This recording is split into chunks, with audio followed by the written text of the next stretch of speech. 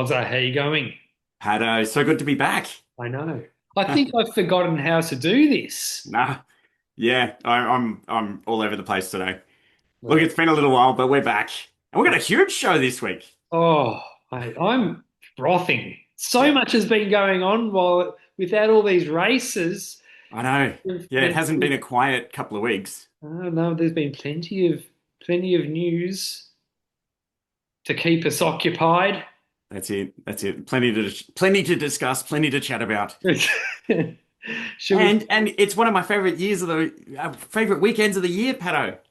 It's Red Weekend. Ooh, I was excited when we got Red Weekend last year, and Red Weekend is back. that's So right. it's the one weekend a year we get to celebrate not one but two backyards with red in their name. Yeah. I'm hoping in the future we'll get Red Dirt on board and we can have a triple header red weekend at some point in the future. How cool would that be? Wasn't our first ever? That means this is our 12 year, what, Oh, 12 12 month, years. 12-month birthday. Because I'm pretty sure our first ever episode was a Reds preview. It may very well have been. I was thinking that today. It might have been the Reds preview. We definitely previewed Reds the Red weekend last year. I don't know if it was our first one though, but I yeah, we think it certainly did. was. And we talked about the Red Centre Ringer as well. Yes, for sure. Yeah, Ready, Red Rooster. that's it. Get excited. Yeah. We got a huge show ahead. Yeah, we've got plenty to talk about. We've obviously got two big events with Red Centre Ringer and Red's Backyard Ultra happening this weekend. We've got results from Rumble to go over quickly. We're going to do our first prize draw tonight, Pato. I'm so excited. There's I'm so much fired up. happening, I am fired up. and we've got other big news. There's plenty more to come tonight. Yeah, lots of scoops, That's it. couple We've of got questions, heaps and heaps and and a heaps to go over, song. Our song as and a well. song and a song. Oh, see, I get excited for these bits. Yeah. Should we talk about Rumble Lara Rumble? Yeah, let's get into it. So I mentioned Rumble I was gonna say last week, last episode, a few weeks ago now. It actually took place on the 5th of July. So that's how long it's been since we've really had the chance to chat. Wow. It's been a couple of weeks. It did take place on the 5th of July on the central coast of New South Wales. They ended up getting 51 starters this year, which is pretty amazing. It's certainly growing as an event. That's a good point. Where were they? Yeah, they've had 35 and 29 in the previous 2 years. So a massive, massive jump in attendance this year. Mm. Um, yeah, huge. They had 24 first timers, heaps of people setting PBs. So this is a 12-yard capped event that happens on the central coast of New South Wales, about an hour and a bit above Sydney. Um, and I said this will be the first year I thought we're going to get runners hit that 12th yard, and then when they do that, it's the fastest one to finish that yard takes it.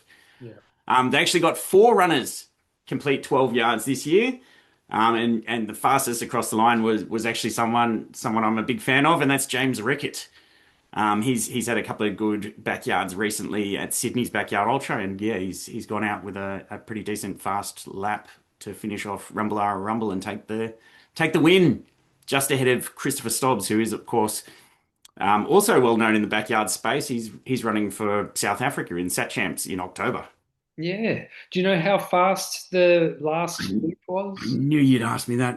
I've drawn a blank because it's been a Uh, couple of weeks since I I saw it, but I I do have shouldn't it. I shouldn't have asked because I knew you would have said if you knew. Yeah, it was quick. I'll see if I can quickly pull it up. Otherwise, I'm going to skip it. Let's see there. I'll have it somewhere. No, I'm not going to be able to find it quick enough. It was fast. We It know was that. fast. He did a great job. Yeah. Very, very proud to see that, and yeah, to see James take that win is pretty huge. Yeah, awesome. Red Centre Ringer or Yeah, we might as well start with the preview. Let's get into Red Centre Ringer. So the Red Centre Ringer Backyard Ultra takes place in Alice Springs in the Northern Territory. This one's been happening since 2023. I think this one's a great little event. It's put on by the Alice Springs Running and Walking Club. They've got a bunch of decent events under their banner, and yeah, there's quite a good community around the Alice Springs space and the running clubs and club that they've got there as well. This event looks and feels exactly like you'd expect from an event of its size and in that location as well. Hmm. And Awesome. I'm normally wearing a branded shirt, and I totally forgot. I'm gonna throw on my ringer beanie for this one, Oh, that's good. How awesome is which is that? good because it's nice and cold in this room. So I'm happy to do this one. Yeah. Yeah, so the Red Centre Ringer typically gets just short of about 50 runners taking part in their events. In fact, it's just short of 50. They've had 48, 47, 48 over the past three runnings. This year's starter list looks to be basically about the same. They had 45 when I saw the list earlier today. And typical Alice Springs, they're going to probably get a couple sign up late today, tomorrow, the next day, and even on the morning of. So, Yep. yeah, hopefully they get to that sort of 50 mark again. What do we know? Course record is 25 yards. That's to Rodney Angelo, which he set at the 2024 event. He was also last year's assist. He's not actually taking part this year. He's actually stepping up to take on the run director role, which is pretty cool, Ooh. and allows previous year's run director Katie Stroud, the usual run director, she's going to have a crack at running the backyard this year. So that's pretty cool. I'm excited to see how Katie goes on this one. Yeah, that's awesome. I've actually had a previous winner of the Red Centre Ringer on, Yep, Brendan Verrier. of course. He Now, I run don't the think he's run run the very another first backyard one. since. No, I think he ran the first one, and that was his one and only backyard. Yeah, that's correct. Yeah. 20 yards at the very first one. Well, I'm looking. I've been waiting and waiting, and I'm very excited to see what he does when he does another one. Oh, it's been 3 years now, Pato. We've got to reach out. You've got his details, obviously. Reach out and see Yeah. what he's up to. Yeah. Um, Um, what do we know? Yeah, so he won that event in 2023 on 20 yards over Tom Giles, who had 19. 2024 was Rodney Angelo on 25 over Carlos Simpson. And last year we saw Simon Duke win it on 18 yards over Rodney Angelo. So, hmm. yeah, kind of exciting. Rodney's actually our Red Centre Ringer yard collector. He's got Ooh. 59 yards there, so it's kind of hard to tell whether he's going to hold on to that this year with not running. Yeah. He's got a decent buffer, but there's a few runners that are within reach if the event goes long enough. Yeah. Yard collector. I love it. So Um, who's in the yeah. mix this year? Hmm. We've got, as I said, 45 registrants. There's 28 of those are first timers, and 17 who have run a backyard before. So yeah, a decent pack of newcomers as well here. Yeah. We've got 24 men and 21 women, basically 40%, 47% of the starting pack of women in this one. Huge percentage, but fairly actually common for Red Centre Ringer. I think they had a 50-50 split last year. Yeah. It's one of those regional races. 100%. They certainly have a much higher percentage as we've discussed Yeah. endlessly. But who's going to be there? I hear you ask. So Yes. we'll go down the PBs as we normally do, based on that. As I say, there's 17 who have been there before. With a highest PB of 27, we've got Simon Duke. He's last year's winner, and he is back.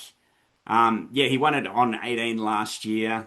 That was actually his second backyard. His first was way back in 2021, where he did that PB of 27. So Yeah. and that was at Historical Carnage 2021. Simon Duke. That's right. So he's one that's probably hard to predict as to what he's capable on this course. Yeah, 27 is a fair jump from 18 where he got to last year, but obviously being the win, he had to stop at 18 last year. Yeah. I like the sound of this fellow. I think he's going to do well. It's got a good name for it. Yeah. On 24, we've got Carlo Simpson. As I mentioned just a moment ago, Carlo was the 2024 assist when Rodney Angelo set that course record. He's actually only done two backyards as well. He did 2023 at Red Centre Ringer as well, and it's been 2 years since he's run a backyard. So, but I think he's going to be one to watch here. 22 yards. If he can get to 22 on this course this year, we'll actually see him pass Rodney as the yard collector. Mm. So he's got a goal of at least 22 yards. And as I said, he did 24 his last running on this course. At 19, we've got Tom Giles. So he was the 2023 assist to Brendan Verrier. Yeah. Awesome. So he's back as well. That was actually his one and only backyard. Oh. So yeah, it's been 3 years and we've got Tom Giles back. We've got a few guys here I think potentially can go a bit further, but we're yet Yeah. to really see what they're capable of, I think. Yeah. Well, it does sound like a tricky race because it gets hot during the day and cold at night. Yeah. Yeah, I think the weather looked fairly decent for it this year. It was about 21 degrees at the top point. Right. On snow, not even. We're looking at Saturday. Yeah, Saturday 20 degrees. If they get through to Sunday, it'll be about 22. Okay. But yeah, it's probably fairly exposed in the area. Not a great deal of shade, but yeah. Mm. Yeah. And even overnight, it should be down to about 2 degrees. Okay. Nice and cold, 2 degrees overnight Saturday through to Sunday. So yeah, it's definitely one that's going to have a bit of weather challenge to it. Yeah. What are your predictions, Wazza?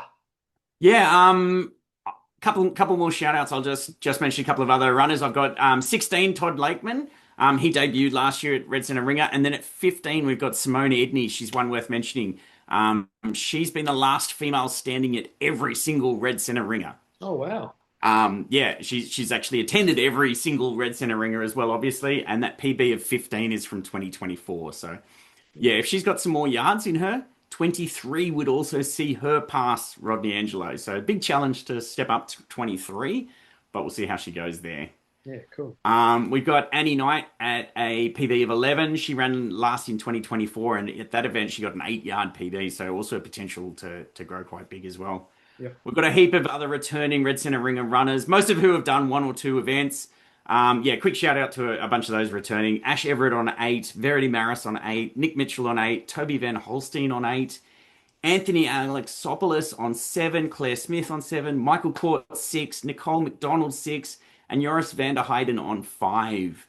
And then, yeah, other than Simone, the only two runners who have run every single Red Centre Ringer event so far are also going to be here. It's Anna Lenny and Sarah Morrison with 5 and 4 as their PBs respectively. So, Cool. yeah, a couple of very loyal returning runners.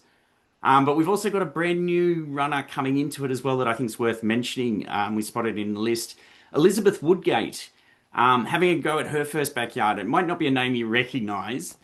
She's completed the Westmax Monster, which is one of the Alice Springs Running and Walking Club's other events. It's a 231-kilometre race. Mm. She's actually completed that one 3 times since 2021, and she actually won it in 2021.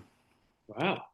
But yeah, just this last weekend, she went and ran a 46-kilometre run and set the fastest known time for the tabletop track, which is up Wow. near Darwin.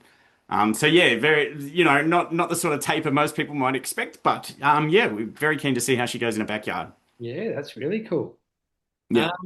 Predictions, Wazza. Predictions. Look, yeah, I don't know. This one's a tricky one. Look, I want to see the event push out to a new course record. I mean, we always do. I'm gonna say let's go for 26 yards and see what happens. Look, I think Simon Duke could take it out again, but it'd be great to see one of our previous two assists who are both taking part, Tom Giles and Carlos Simpson, have a crack at pushing for it. Or again, someone brand new. There's a lot of newcomers in this one, so hopefully we'll see someone who we have yet to see. I've got a feeling we're going to see a 30. A 30. 30 yards. Everyone's improving in backyard ultras. There's Yep. a lot of experienced runners. Got I've- to get through a very cold night first, and then into another day. yeah, just got to make it through that night, Yep. and then run a few more hours. And That's right. So this one starts at 8 a.m. Alice Springs time, which is a half-hour offset to the East Coast. yep, So they start at 8 a.m. We've also got Reds Backyard Ultra happening this weekend, which starts at 8 a.m. So Reds will start in Wollongong at 8 a.m. and then half an hour later, Red Centre Ringer will start at 8 a.m. in Alice Springs. perfect. Now So it'll be a good one to watch if you're watching it, to see every half hour you'll see one of these backyards going, and that's why I think the Red Weekend is so cool. now you forgot to give me a prediction for the last stand, was it? I didn't forget it was next on my list. Look, with a lower total usually comes a shorter last stand, doesn't it? Look, the last 3 events, it's been 2, it's been 3, it's been 1 over the past few years. I'm picking 3 for this one Okay, I'm going to go 6 because I think someone's going because to. you want them to push you out to 30. And I think that we're going to see at least one person drop out at 24. So I reckon there'll be at Yeah. least three or four people make it to 24, and then two will go on, and the last Okay. one standing will finish on 30. Okay. Only two runners have ever gone to 24 or above at Red Centre Ringer. Yeah, it's a year for breaking records, Yeah. Wazza. Yeah, it is. And it could very well be. We may yet see the Australian team challenged. Yeah, at the Red Centre, that would be something. Would that just not be amazing to see?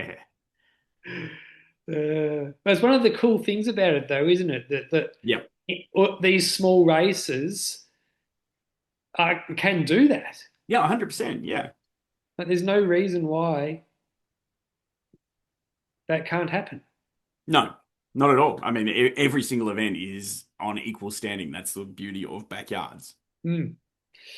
Any other things we need to cover for the Red Centre Ringer?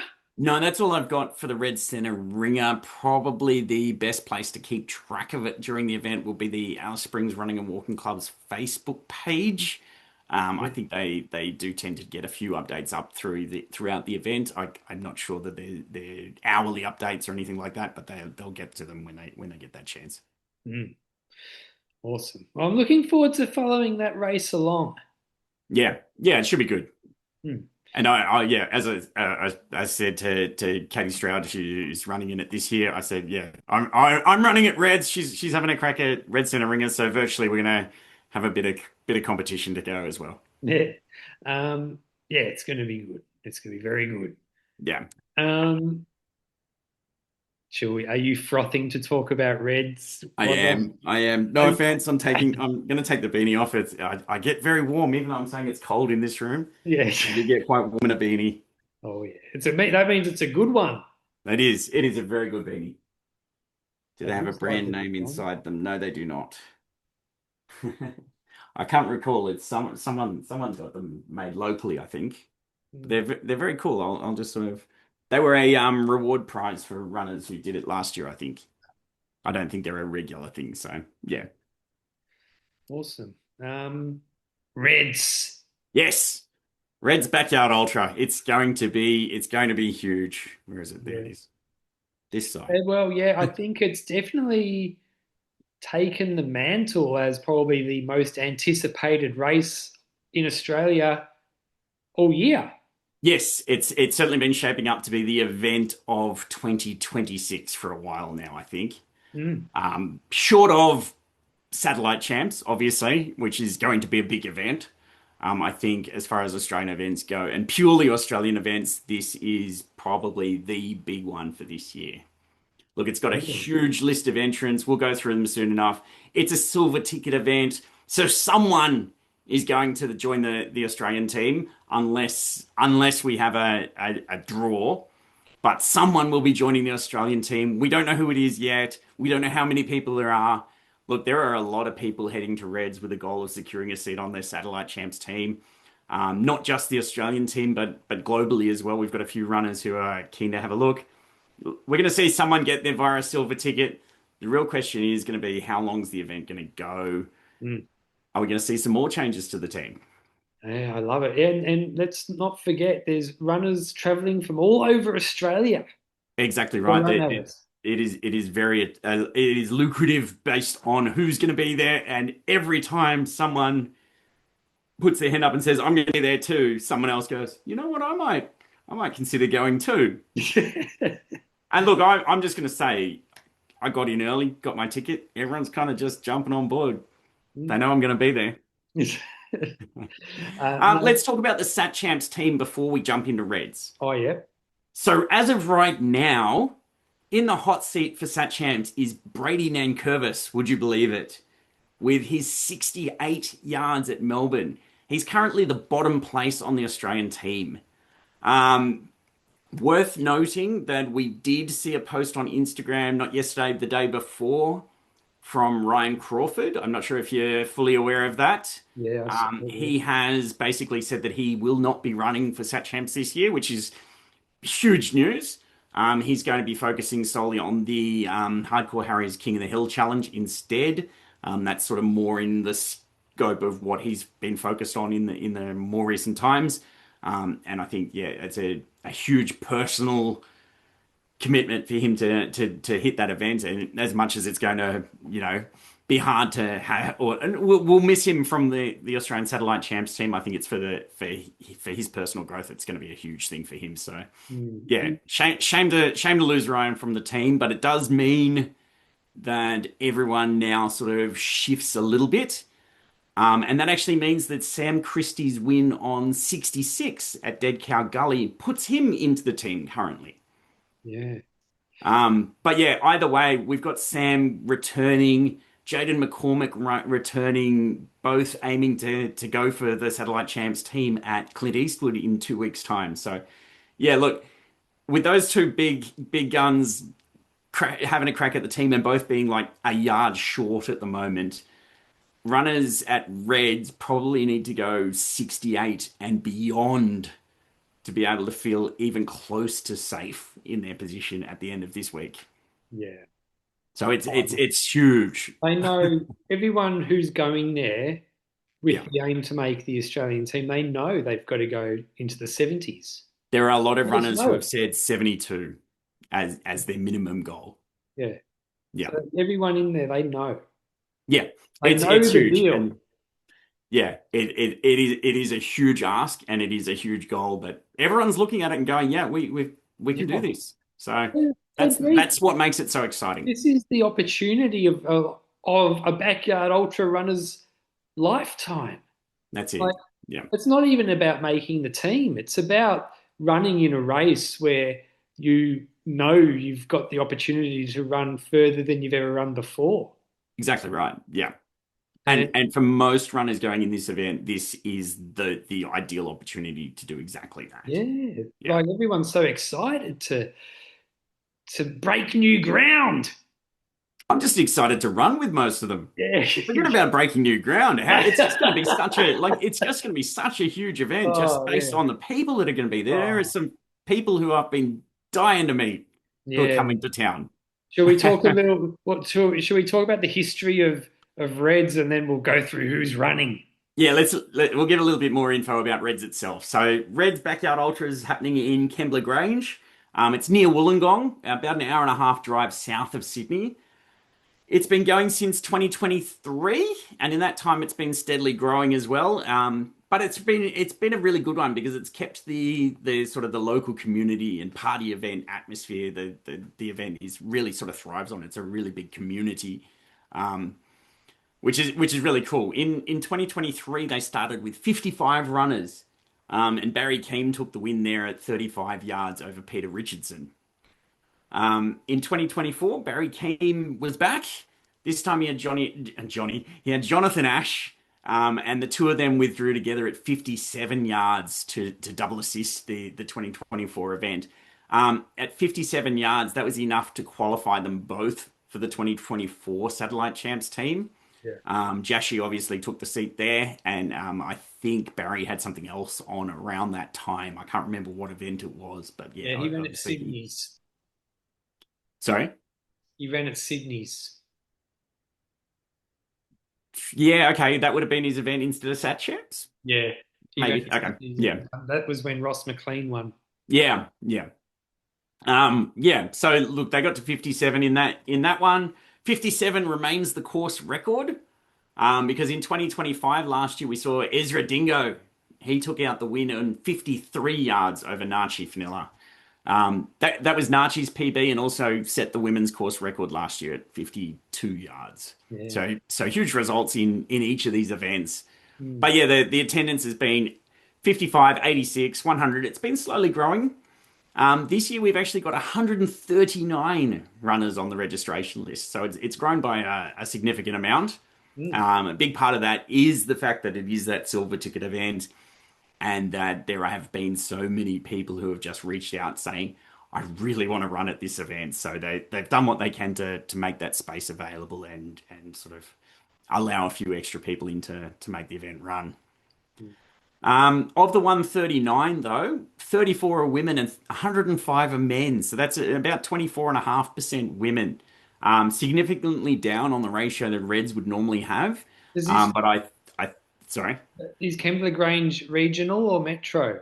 I'd probably consider it as regional only because it's. Oh, you know what? Just look, I'm checking again. 15% women last year, 17% the year before. You know what, Pato? I take it back. 13% the year before. They've been growing every year. It's Big 24% women this year. That's huge for Reds. increase. My mistake. I actually had it backwards. Yeah, it's actually a significant increase on the women. I was going to say that might be like I'd put it down to it being a silver ticket event and a lot of mostly men coming from around the country to take a run this event. Mm, But yeah, no, look, it's huge. Obviously, the women's ratio has actually increased dramatically in this event, yeah. so I do take that back and I do apologize. Who's the yard collector, Wazza? Ooh. The yard collector is Barry Keem. Yep. Ooh, yeah. He's done 92 yards in his two events.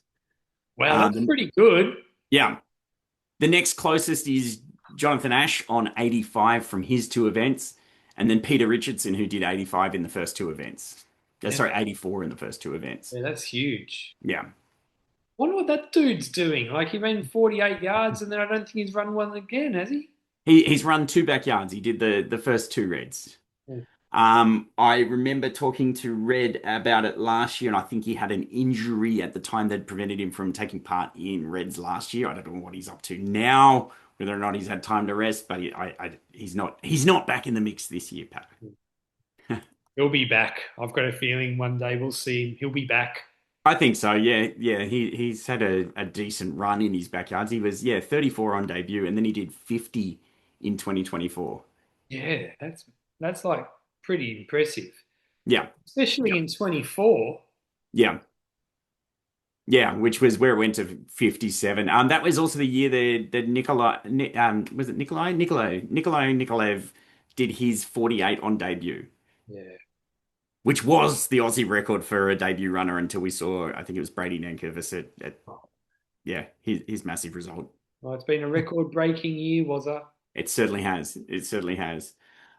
We've got 45 first timers, Pato, and 92, like a massive 92 have run a backyard before. Mm. And between those 92, they've actually run well over 300 backyards to like amongst them. So Wow. more than three per person, which doesn't sound like a huge amount, but some of them have run nearly 20. And those 92 runners have an average PB of 25.25. Gee.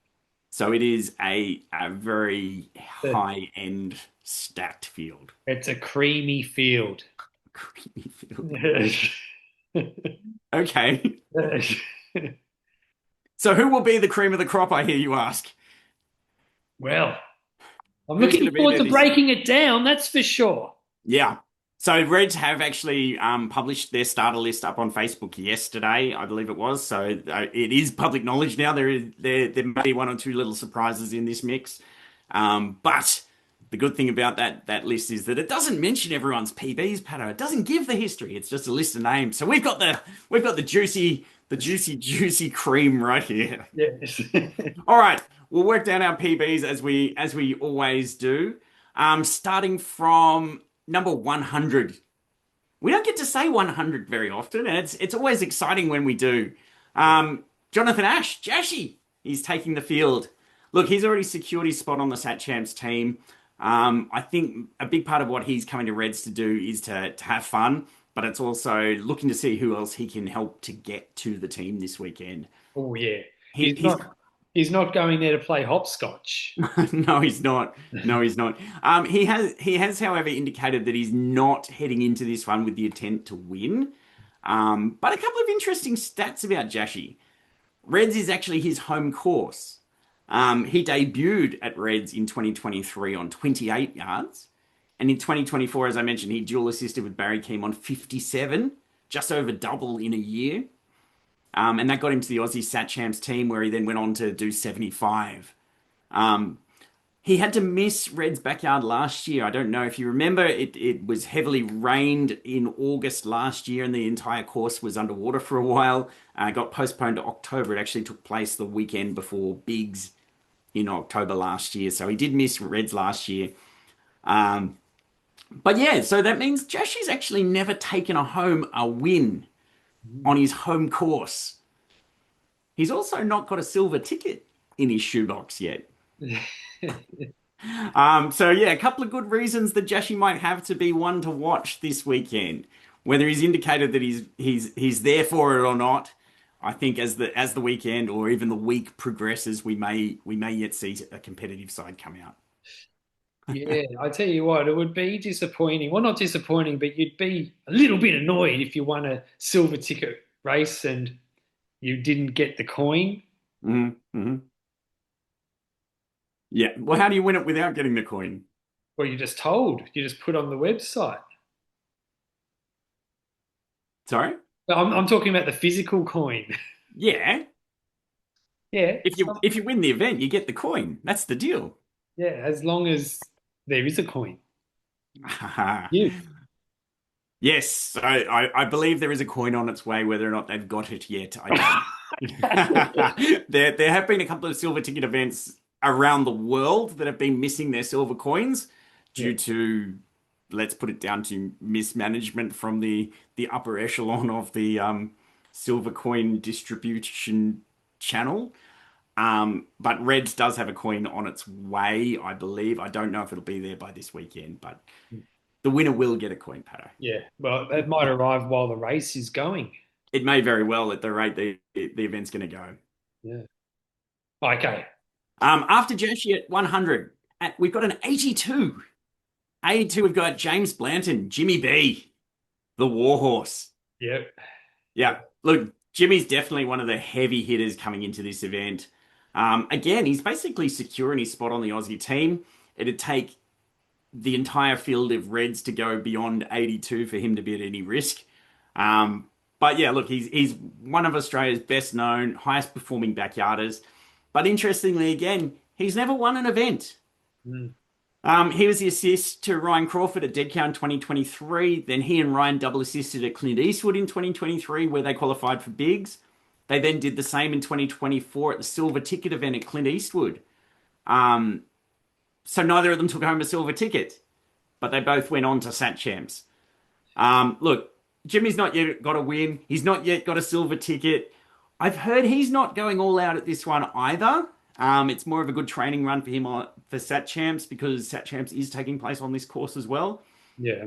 But again, I think we're going to have to wait and see because, yeah, Oh, as the dust settles on day two, I think we may see these guys at the top sort of go, you know oh. what?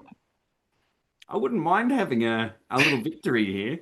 Well, you know what? Like, just having the runners in the race, like the Warhorse and Jashi, and Yeah, that's just awesome, isn't it? Like we are going through a golden period of backyard Australian backyard ultra runners, and they're all. Then we've got some legends, and like James that's right. Benson and Jashi, they're both legends of the sport. 100%. And if someone is out there trying to hit huge numbers and they've got either of those guys running alongside them, they're also great supporters of the event that would go, you know what? I'm going to push a few more yards just to see how far this guy can go. Yeah, that's Yeah, how much of legends they are. they certainly are. Yeah. Yeah. Tell you what, I'm excited for this race. It's pretty big. Um, so behind those two legends, we've got another legend and a legend of Reds with a PB of 66. It's Barry Keem. Yep. Like that's 66 is a fairly sizable drop from those two big names. But Barry is the first of our sort of serious contenders who are hoping to secure a spot on the Sat Champs team. Look, it's hard to believe that it was only April when Barry set his PB of 66 yards at Sydney's. Yeah. That moved him from 15th spot on the team to 13th spot in the team. But since April, he's dropped 4 places and he's actually now outside the team again. Mm. It's just ridiculous. Barry, like this is like a huge name. Mm. He's got 2 wins, 3 assists. He qualified, as I said, for SAT Champs in 2024. Yeah. Yeah, look, it'd be great to see him get through again. But yeah, he's going to need to secure. He will need to secure another PB this year Mm. just to get onto the team again. Yeah. Yeah, he's definitely a legend as well. You know, Yeah. he used to be a really fast runner. He ran at Yep. Zatopek. Yeah. Okay. Which is like the 10K, like it's basically the 10K Australian Championships. Yeah. Yeah. What was his time? Do you know? I know Top of your head? he's broken 30. I know that. Yeah. Okay. Ridiculous. So he He's can got, run fast and he can run far. yes. Jack Yeah. of all trades. Yeah. And he's certainly proven that. And I think, yeah, again, another weekend where he can keep on proving himself. Yeah. But He's yeah, so they're our top three contenders. It's worth noting now that as we discuss the rest of the list, there are multiple people coming to Reds with the goal of reaching the Aussie team.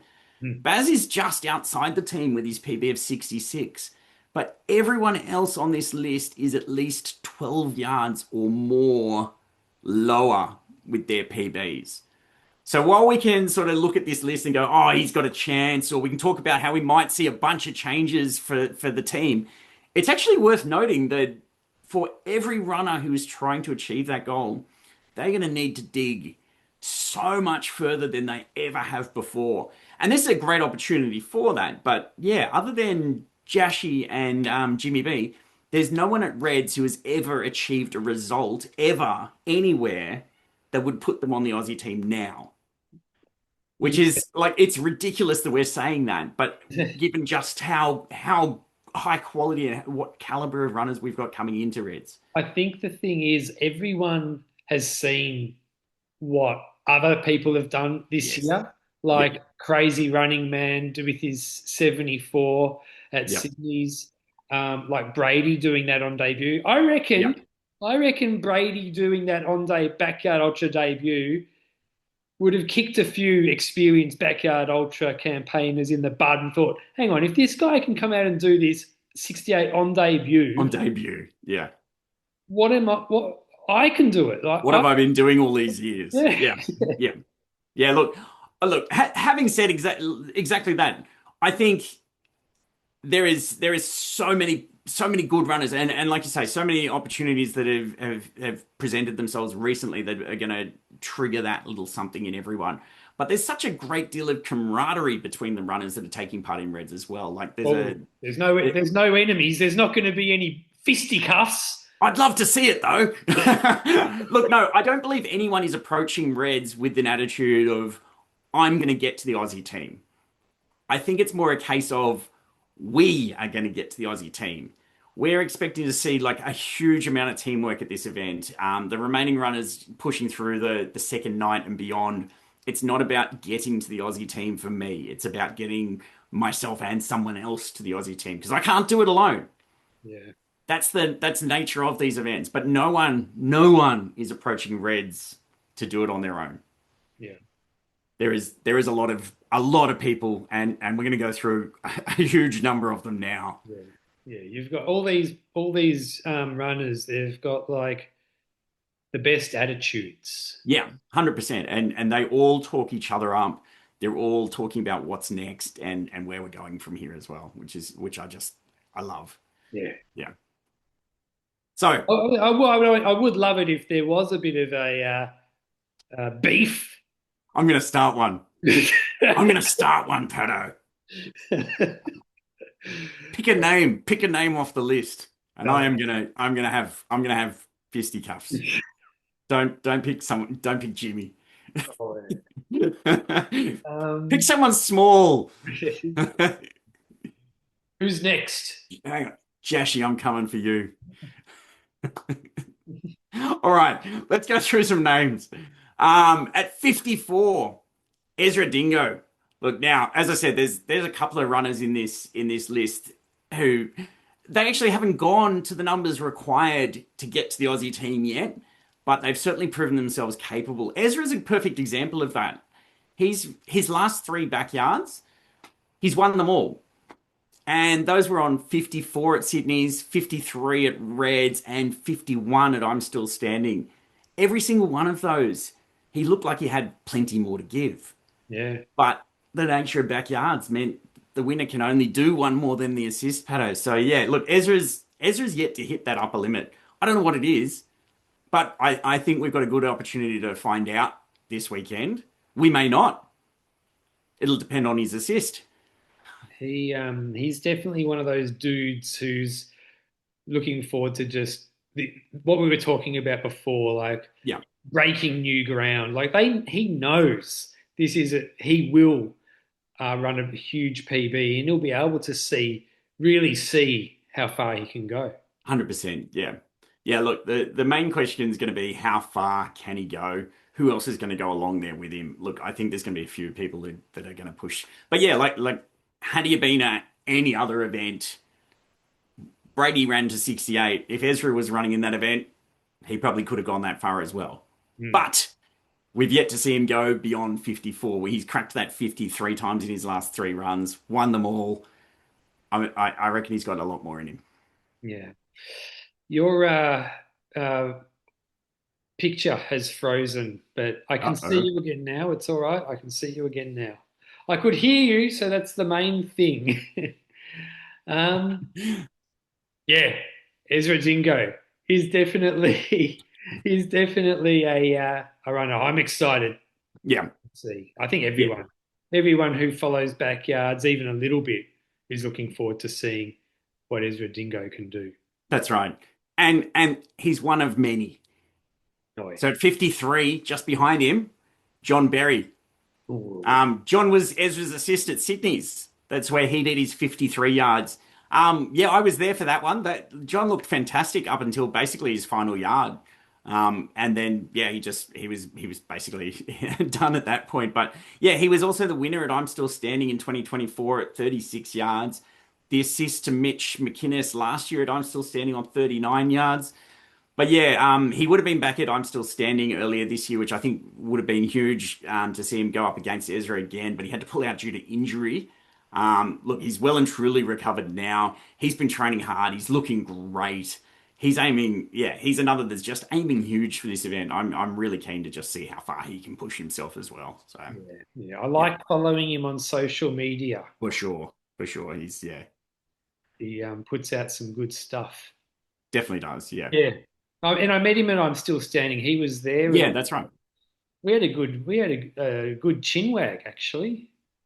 Yeah, it helped that he wasn't running. Yeah, yeah. Well, we had Had a some good time. chat. We had a good chat. Yeah. Yeah, he's a really nice bloke. And yeah, I'm keen to run a few yards with him as well. Who's next? At 52, Brandon Lee Gresh, the Crow. Cuckoo, cuckoo.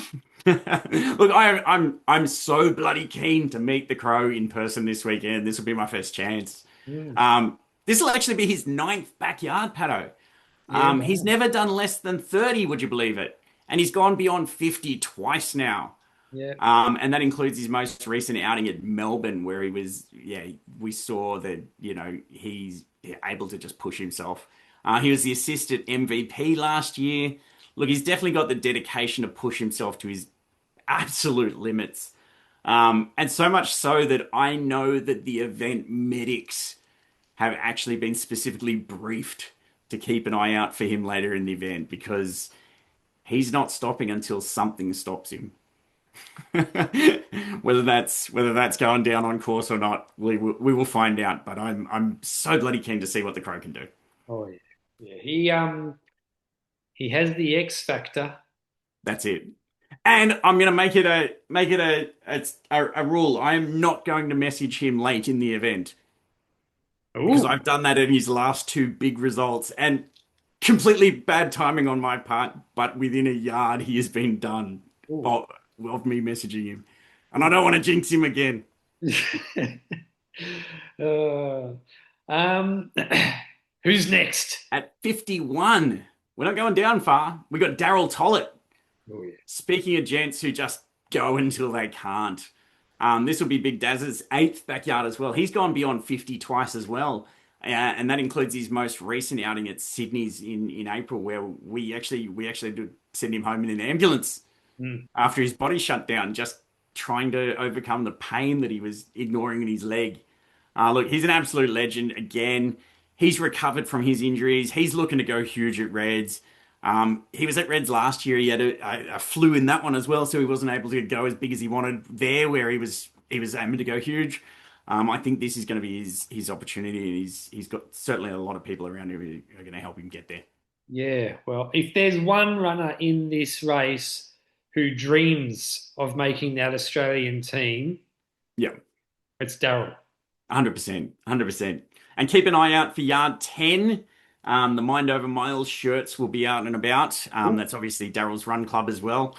There'll be a fair few on course, I reckon. yeah, nice. Who's next? 50, Pato. We're not counting down yet. That's, 50. At 50, we've actually got two runners. The first of which is Jacob Garlick. oh, yeah, the seasoner. This seasoner. When this year started, I thought we would just be talking about Jacob every single month. He started the year as like I've gone over it before. He started the year with a win, literally the start of the year with a win at Aussie Alpine on the 1st of January. He backed that up with a win at MVP 5 weeks later on the 6th of February. He then went on to assist Ezra at I'm Still Standing in early March.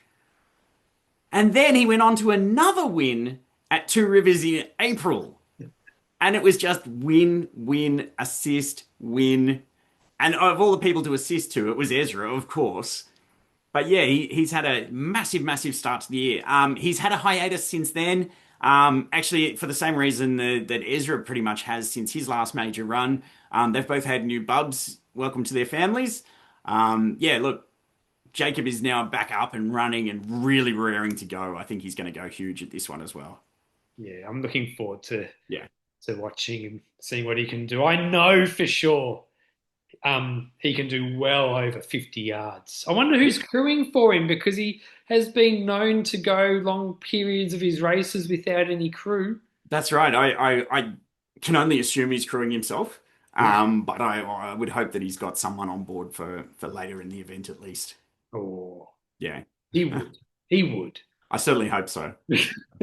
I'm looking forward to talking about the next person, Who would it be at number 50? We've got Jared Webb, the the conductor. conductor. Yes. Look, do you want to jump into him, or do you want me to continue? No, no, you give your piece. All right. Yeah. So the conductor had a 19-yard PB at his last event. He was where he's the assist to Chris Wilder at Gumby earlier this year. Absolutely insane to pull out a 19-yard PB. That's where he got his PB of 50. During that event, both Chris and the conductor managed to climb an Everest's worth of elevation. Reds is a much flatter course, Pato. Yeah. It's far more forgiving than the Gumby course. If you can do 50 on Gumby, I think he's going to be certainly someone to keep an eye on as we move into Monday and Oh, well beyond. I think that the backyard ultra world is the conductor's oyster. Yeah, yeah. I think that. He's going to be he's going to be leading the train overnight. Oh yeah. I think everyone is willing to get on board. Oh, I'm really, really excited about all these runners so far, but I'm very excited about the conductor.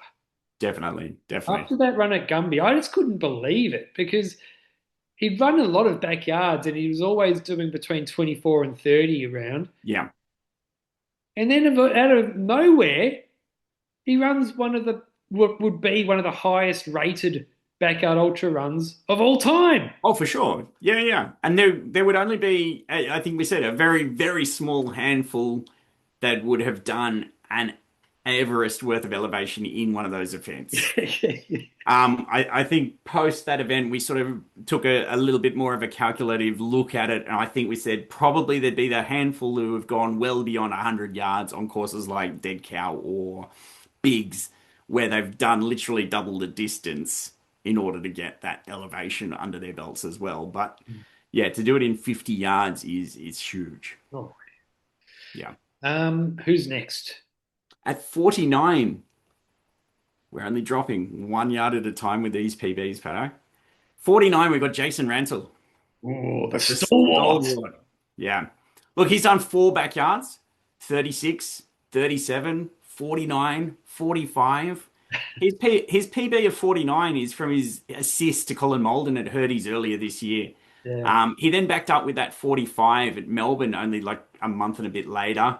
And that in between that, he crewed Jack Hanley to 74 at Sydney's in April. So, yeah, he's certainly another that's capable of pulling out huge numbers. And I think we'll be looking for a new record for him as well. Oh, he's one of those dudes who has just found the format for him. Yeah, And yeah, he's definitely. so good at it. Like he is so good at them. He's a natural. I can't wait. You haven't met him, have you?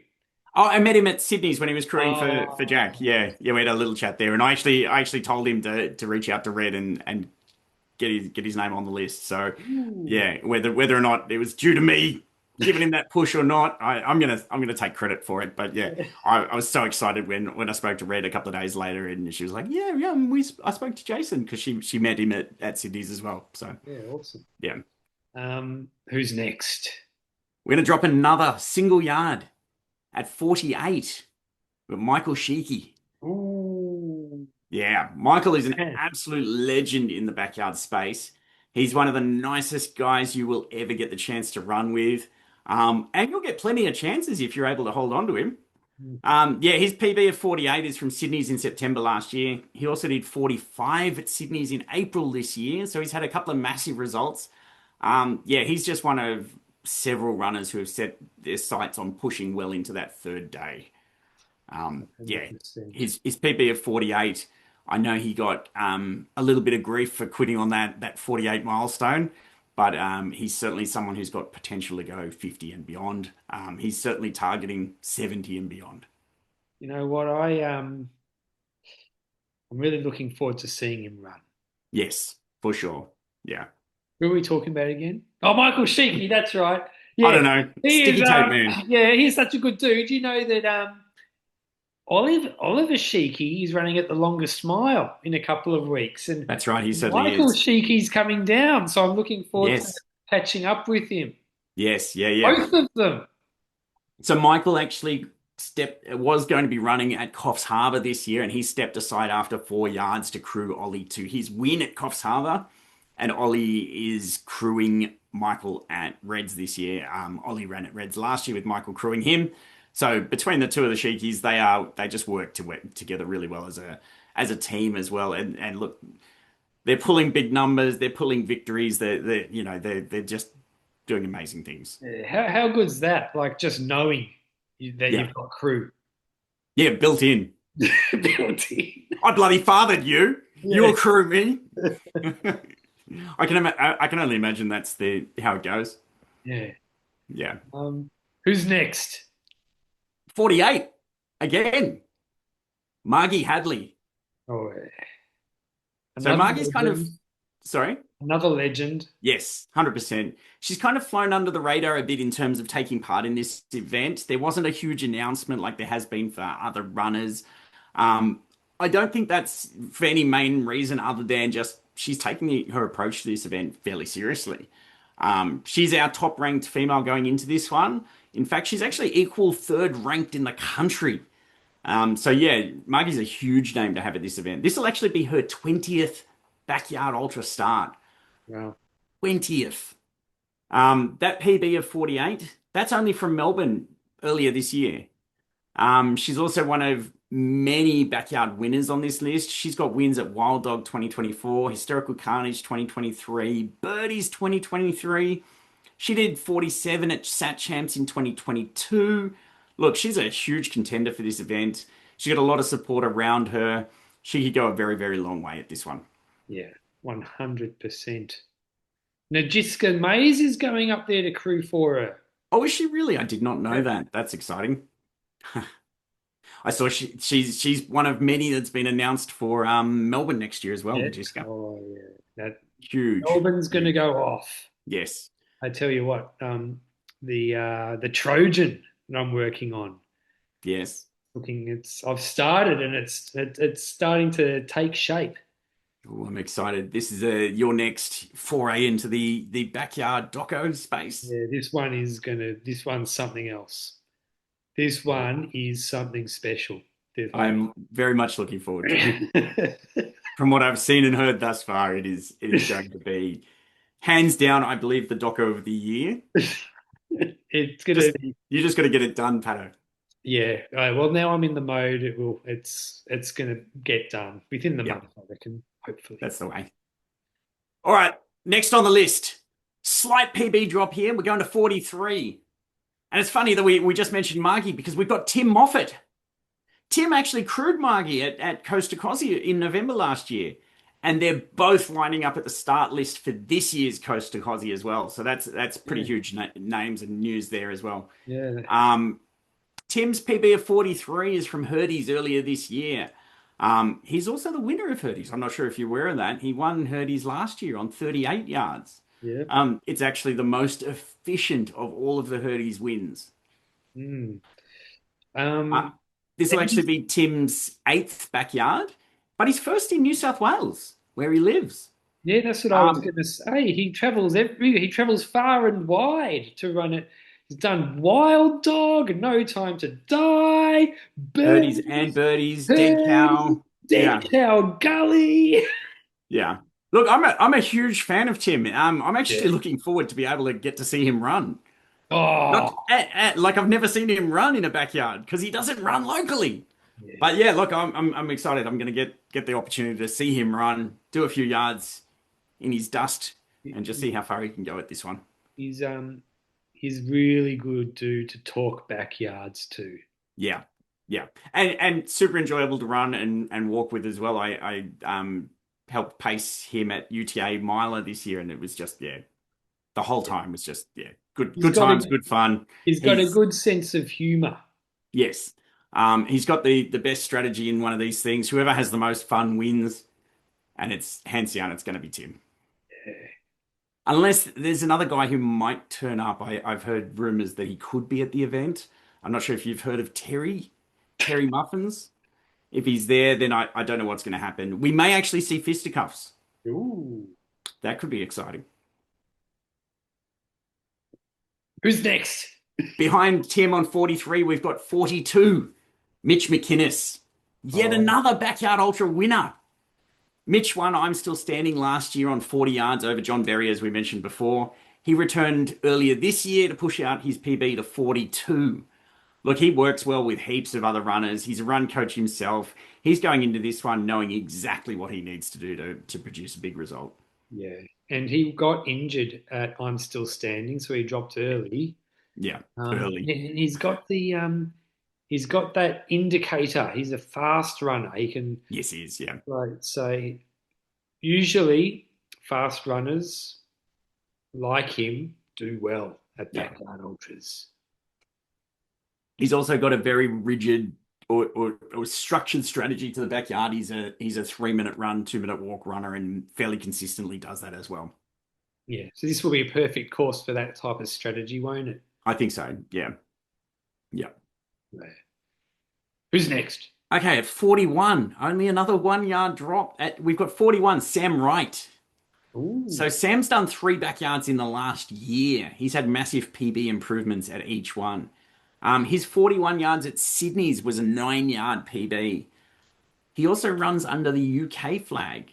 Ooh. So another big PB shift from him could actually see him achieve a seat on the UK team. I think they still need a fairly big PB to get there, but we're talking about more or less the same PBs that all of the Aussies are looking for to be able to get to the Aussie team. So Yeah. if Yeah. he can keep up with those around him, he's got a good chance of pushing towards that UK team. Yeah. I think it might be in the high 50s. I think it's 56 at the moment. Yeah. Yeah. Did you Yeah. see Alex Sweet won Highlander? Yes. That's right. He Yes. finished with wearing his hard nuts top.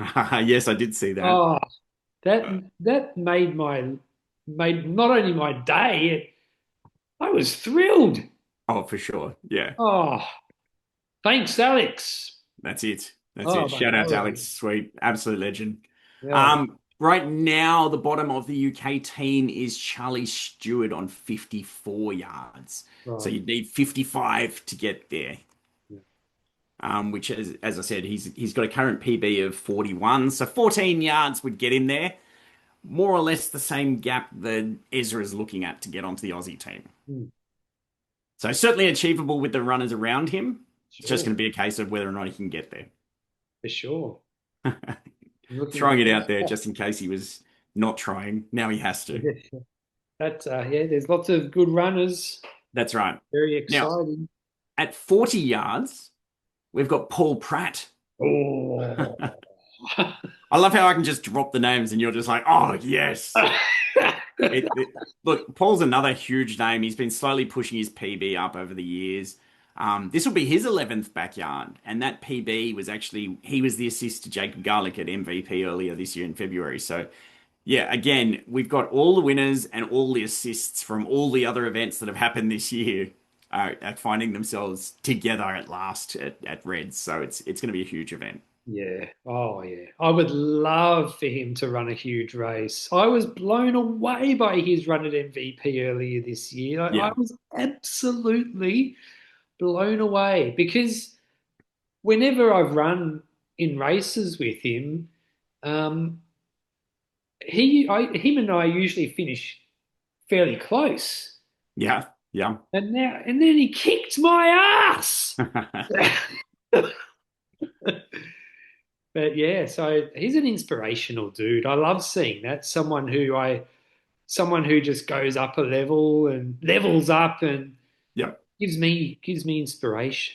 And he's Oh, for such a sure. good dude too. He's Yeah, the wild dog mastermind. that's it. Yeah, He came over to set, he went over to Sat Champs to help me with the live stream in yeah. 24. Very so. He's a man for all seasons.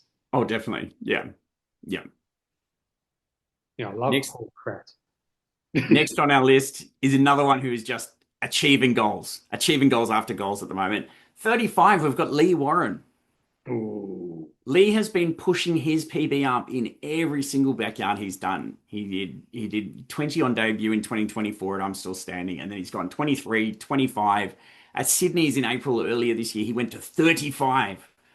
That was coming off the back of a massive result in Hardcore Harry's last one standing event earlier this year. And only a couple of weeks ago, he actually took on another challenge through Hardcore Harry's where he ran an Everest of elevation, just going up and down one of Sydney's steepest streets. He was out there all day and he got it done. Um, did, did yeah, you did you go out and run with him, or was that why I you? couldn't get out there and run with him. He was running a little bit too far away from me. It was a good hour and a bit drive, but I went out and I did a measly 500-meter elevation Oh, in my lunch break just to give him a little bit of distance support. I did my best. no, that's good. But he actually ran the 180 cadence Sydney Ultra Marathon 100-kilometer event last Saturday. Gee, This is him tapering for a backyard. yeah. Look, he's good to go. And in all fairness and all due credit to him, I believe he has got a good chance of being the last Warren standing at this event. Ooh, There's three Warrens taking part. There's myself, Warren Donovan, and Lee Warren. And we're going to let him count. awesome. Right behind him, though, at 34, we've got Ryan McKernan. Ryan debuted on 34 at Reds last year. After that, he did 17 at Dead Cow earlier, late last year as well. But a big PB from Ryan, if he can do it, he needs about 12 yards, and that'll see him get to the Canadian Satellite Champs team. Okay, and do you know him? Do you know that that's his goal? I don't know him. As I said, yeah, he debuted on 34 at Reds last year. I don't actually recall having a conversation with him that last year. I did 15 yards to his 34. I may have come across him at some point in that 15, but yeah, look, no offense to Ryan, I don't know him. I know that he's Canadian. I know that he's not far off the Canadian team, so I'm putting some pressure on everyone who's going to this event. Again, though, like we're looking at 12 yards. Yep. If any of the Aussies in the event can do 12 yards, they're pushing towards that Sat Champs team here. So why can't the international runners go for it as well? Mm-hmm. Sure. Love it. We've actually got a few other runners on 34. We've got Michelle Lee. Mish was amazing at Sydney's back in April this year as well. She pushed her PB out from 17 yards to 34 yards at that event. Absolutely just doubled it. She's actually still got the Aussie age records for both her 17 and her 34-yard results. Oh, So we may yet see another decent result from her at Reds as well. yeah, cool. Also on 34, Shane Koziwoda. Ah, Yeah. Shane's PB is from Reds last year, where his son Dylan also smashed out 15 yards. I finished alongside him. They're both back as usual. Shane's been part of Reds since it began. He's part of the committee there as well. Look, he's just another runner who's been increasing his PB at pretty much every event he's ever run in. And I think this year will be no exception. he ran at the first ever backyard ultra in Australia at Murray, I That's believe. right. Yes, and he ran it again this year at Mirror as well. Yeah. Yeah, he was one of the small handful that were brought back to run Now I do Mirror believe again. that his son is running at Reds as well. Yes, he is. They're both back this year. Yes. So Dylan did, as I said, Dylan did 15 last year. I think he's got potential to go a decent whack further this year as well. Awesome. Yeah. Who's next? Let's go to 32 yards. We're still way up the list. 32, we've got Simon Duff. Simon debuted on 27 at Reds last year. He pushed his PB out to 32 at Sydney's in April this year as well. Hmm. Also on 32, Dane Vet Welsh. Dane's actually our top ranked Kiwi on the list. And his PB of 32 is from Sydney's in September last year. Also on 32, Stephen McHale. Stephen is our top ranked Irishman on the list. He's actually already currently qualified for the Irish team. Ooh. Yeah, but with a few events left to go over there as well. Obviously, with Highlander this week, I don't think we saw any changes to the Irish team. But he's not 100% locked in. The Irish team is quite an interesting one. So the bottom of their team is like 31 yards.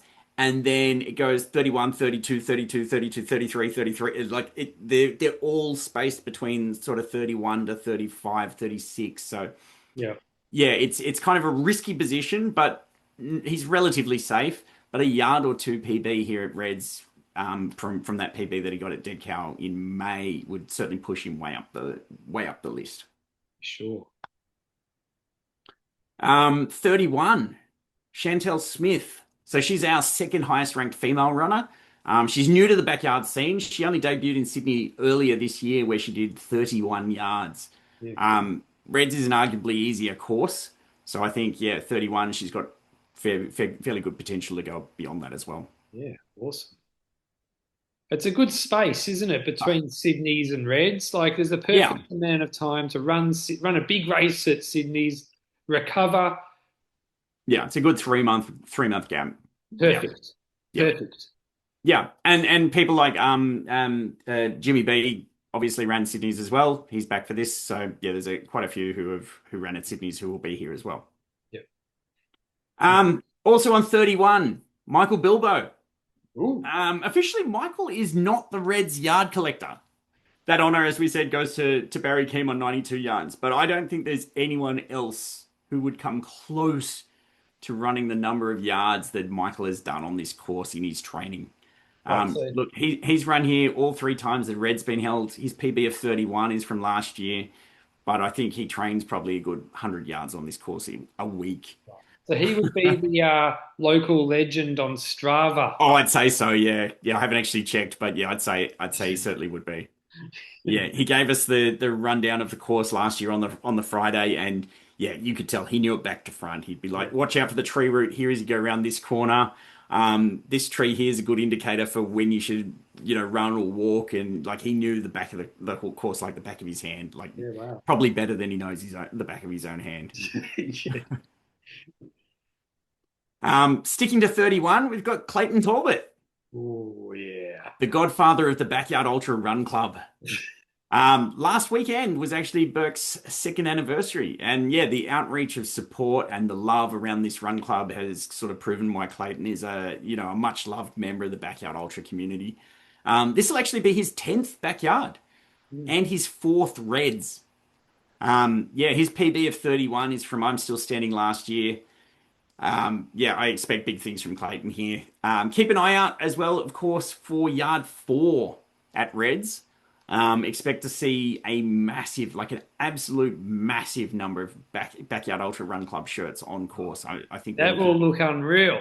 yeah, we will very likely see 30+% of the core of the field will be wearing backyard ultra run club shirts, I think, for yard 4.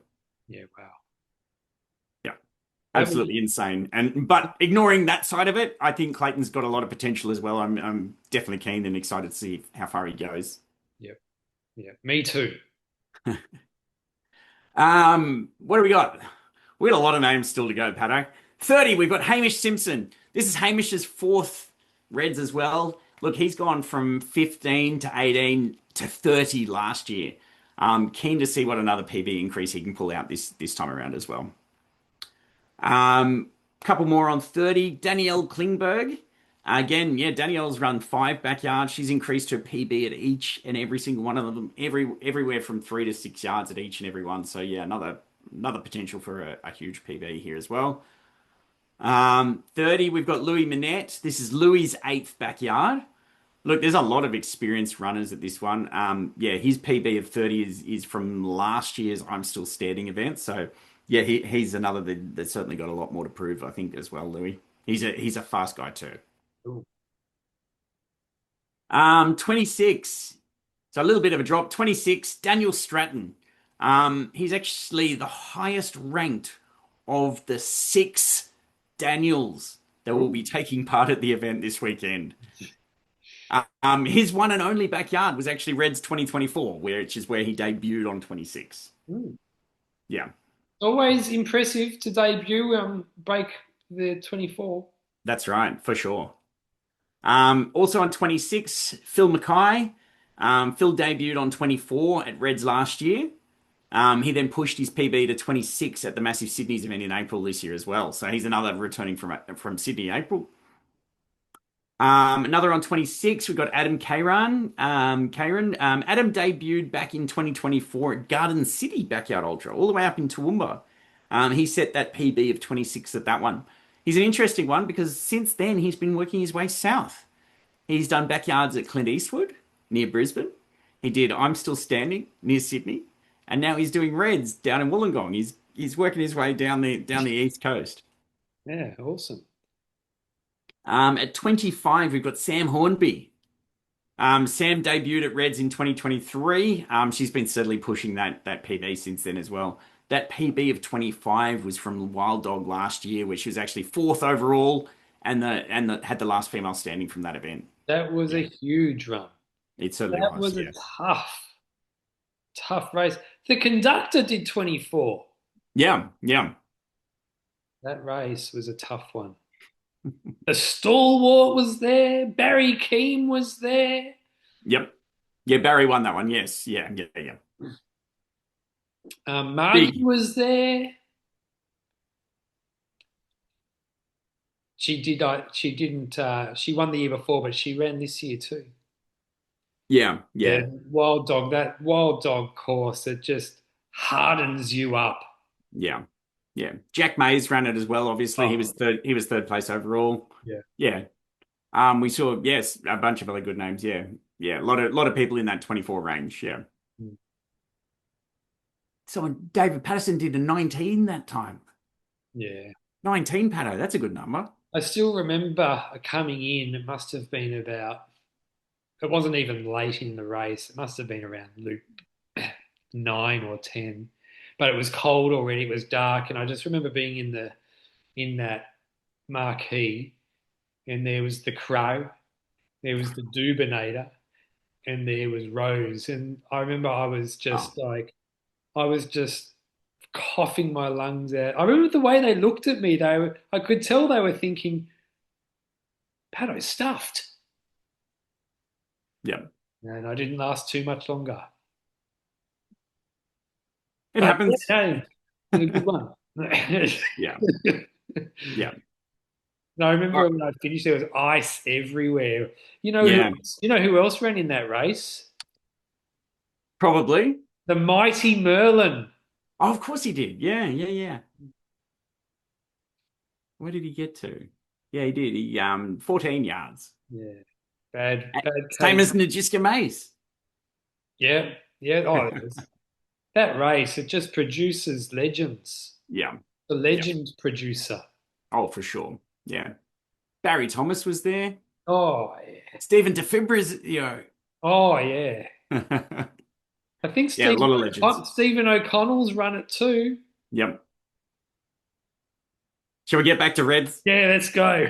All right, we've got a few more names. I'm almost done. Let's go. Where were we? Sam Hornby at 25. Also at 25, Nathan Querapel. Look, apart from the very first Gumby, Nathan has run every single Gumby and every single Reds event. Yeah, absolutely smashing it. Obviously, is in between that space somewhere. His PB is from Reds 2023, where he did 25 yards. Mm. At 25 as well, we've got Simon McCauley, the Roach. Oh! The Roach. Look, he belted out a massive PB at Reds last year. He's going strong into this one as well. I'm excited to see where he's going. I'm expecting party vibes from the Roach coach through the first night and well beyond. Yeah, I'm hoping to ride it all night this time. yeah. I've got a feeling you will. That's the plan.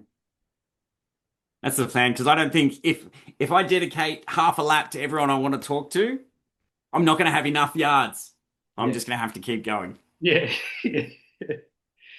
Also on 25, Daniel Redman. Dan debuted at Sydney's last April on 17 yards. Then he had a huge PB increase at I'm Still Standing in March this year. This will be his third backyard. 25, Luke Jeffrey. He's only done the one backyard. He did 25 at Reds not last year in 2024. So yeah, good to see how he goes again, given it's been 2 years since his last attempt. Then we've got 1, 2, 3, 4, 5 runners on 24 yards. I want to give a big shout out to Jordan Burns. He's shown massive growth in the past year. We went into Reds last year, both on equal PBs of 12 yards. I ended my run at 15. He pushed on to 16. He then went on to Sydney's in April this year and smashed out a 9 yard PB there as well to get a 24 yard goal achieved. I reckon he'll be looking to go above and beyond that as well. He's yeah, put a shout out for crew for Sunday, so he's definitely looking to stick around to go well beyond his 24. yeah. And he's one of those. He's got a real passion for the backyard He too. certainly does, He's yeah. probably at home thinking about backyard ultras right now. That's right. He's working on a Backyard Ultra board game. Yeah, and probably. That's how keen he is. Yeah. Yeah. Who's next? Still on 24 yards, we've got Renee Collins. Renee ran his only backyard at 2024 Reds, and that's where he did his 24. Last year, he was crewed to the finish at Coast to Cozzy as well by Clayton. So yeah, he's back at another crack at a backyard as well. So yeah, good to see Renee back in the backyard space. 24, Melinda Parker. She debuted with 24 at Reds last year. So good to see her have another run this year and see how she can go. 24, Mohammed Kaba. Mo debuted on 22 at Reds in 2024 and pushed it out to the miler distance last year. And then I'm going to end it with the last on 24 is Daniel Perkins. He's run every I'm Still Standing event. He's increased his PB each time there. This will actually be his first backyard on another course. So yeah, keen to see how he goes on the grass track at Reds versus the asphalt of I'm Still Standing. Just to Yeah, see how much this course can make a difference to someone like yeah, that. sure. Look, Patto, I've covered the top 42 runners. 42 of the 92 who have done a backyard before. So I'm not even halfway through the legends who are taking part in this event. And that's 42 who've got a PB of 24 or more. There's another 31 legends with PBs of 15 or more, and another 19 who have just done a backyard before with less than 15. Look, I'd be talking all night long if we went through them all. Yeah, I'm going to have to end it there and apologize to the rest. There's just so many names. I'm going to try and talk to as many of those names as I can through the event. So give me half a yard, so I've got many yards that I'll need. So Yeah, I yeah. know. One other name I do want to shout out though, we've got Kelly Conroy having a crack in her first backyard ever. Not sure if you know the name. She was the last female standing in Hardcore Harry's King of the Hill event last year. Ah.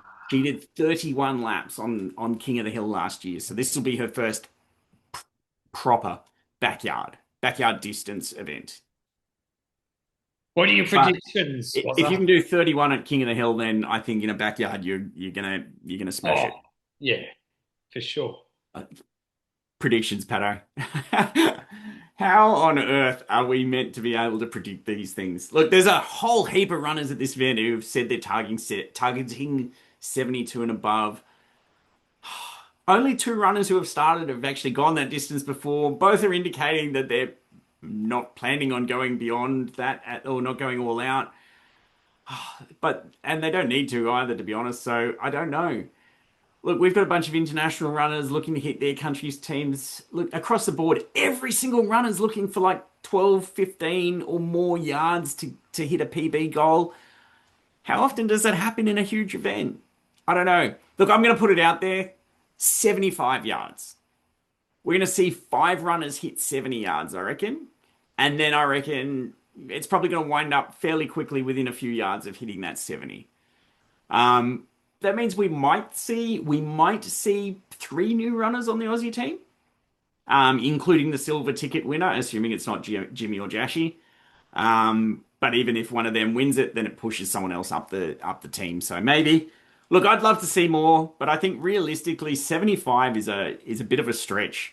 It's a huge result. Mm. We may see it. I'm very, very, very, very keen to see it. Um, yeah, I think the last stand is probably going to be a single yard. All I right. think I think at that point, kind of everyone's already looking at their results. The final two might already be looking at it, going, "This is enough to keep me safe for the team." Yeah. Whether no matter what happens at Clint Eastwood in a couple of weeks, look, knowing that the winner of Clint Eastwood gets a silver ticket, there's probably only one risky position at coming out of Clint Eastwood, depending who turns up to that event yet. But yeah, I don't know. I'm going to put 75. I'm not picking a winner. There's no way I'm picking a winner. All right. Well, I'm going 77 yards Yeah, with the Crow the as my Crow. last one standing. And I've gone the last stand 5 yards. I'm like you. Ooh. I think that we'll see um, a handful of runners reach 70, Yeah. but um, but yeah, they'll drop off, and the last stand will be five. Okay. And we'll see how we go. Let's see what happens. It's a big ask and it's going to be a huge event. So I'm really hopeful that we see it go into the 70s. That would be awesome. Oh yeah, yeah. Well, look, I mean, Melbourne did, Sydney's did. There's no reason why Reds won't. That's right. And we've got, as we say, we've got two runners who have already proven they're capable of going that far on multiple occasions. Yeah. So yeah, we'll see what happens. Well, hey, you know what we forgot about? I don't think we've forgotten anything, have we? No, no, but I forgot about the competition draw. Oh, not at all. Now, is there anything left to talk about with Reds, or should we just move to the competition? What do we know of Reds? Reds is going to be fairly active on socials over the weekend. They do have a social media team looking after them. I think we will see lots of updates on their Instagram and Facebook accounts. Um, there isn't live tracking, unfortunately. Same with Red Centre Ringer, we won't see live tracking, but I think there will be enough updates coming out of Reds to make sure that everyone is well informed on what is happening. Hmm. I think that's all we've got to say about Reds. They've got I'm wearing the t-shirt. You can't really see it. It's gone dark. They've got a really cool shirt. They normally have a black shirt with a white logo on it. This year's a bit different because they've got a silver ticket. They've actually got a limited edition version of it, and I've got the singlet as well, which looks very cool. It's got the logo as normal with a thing and a very cool background as well. Normally just says just one more loop on the back. Oh yeah, It's got a cool sunset and everything as well for the limited edition version for the silver ticket event. yeah, not bad. Oh, there you go. It even says silver ticket on there. 2026 silver Ah. ticket. I had not noticed that yet. Pays to look at what you're wearing. Very cool shirt. Yeah, and they've gone with OC for their production for these shirts as well for all their shirts this year, which is a big step up for the quality and everything that they've got, which is Hmm. cool. Yeah, OC good. Yes. Shall we talk Melbourne? Melbourne. I know people have been excited about this one. We've had a lot of people reach out, a lot of people very interested, and we've had a lot of entries in our competition, Pato. A lot of entries. It's good.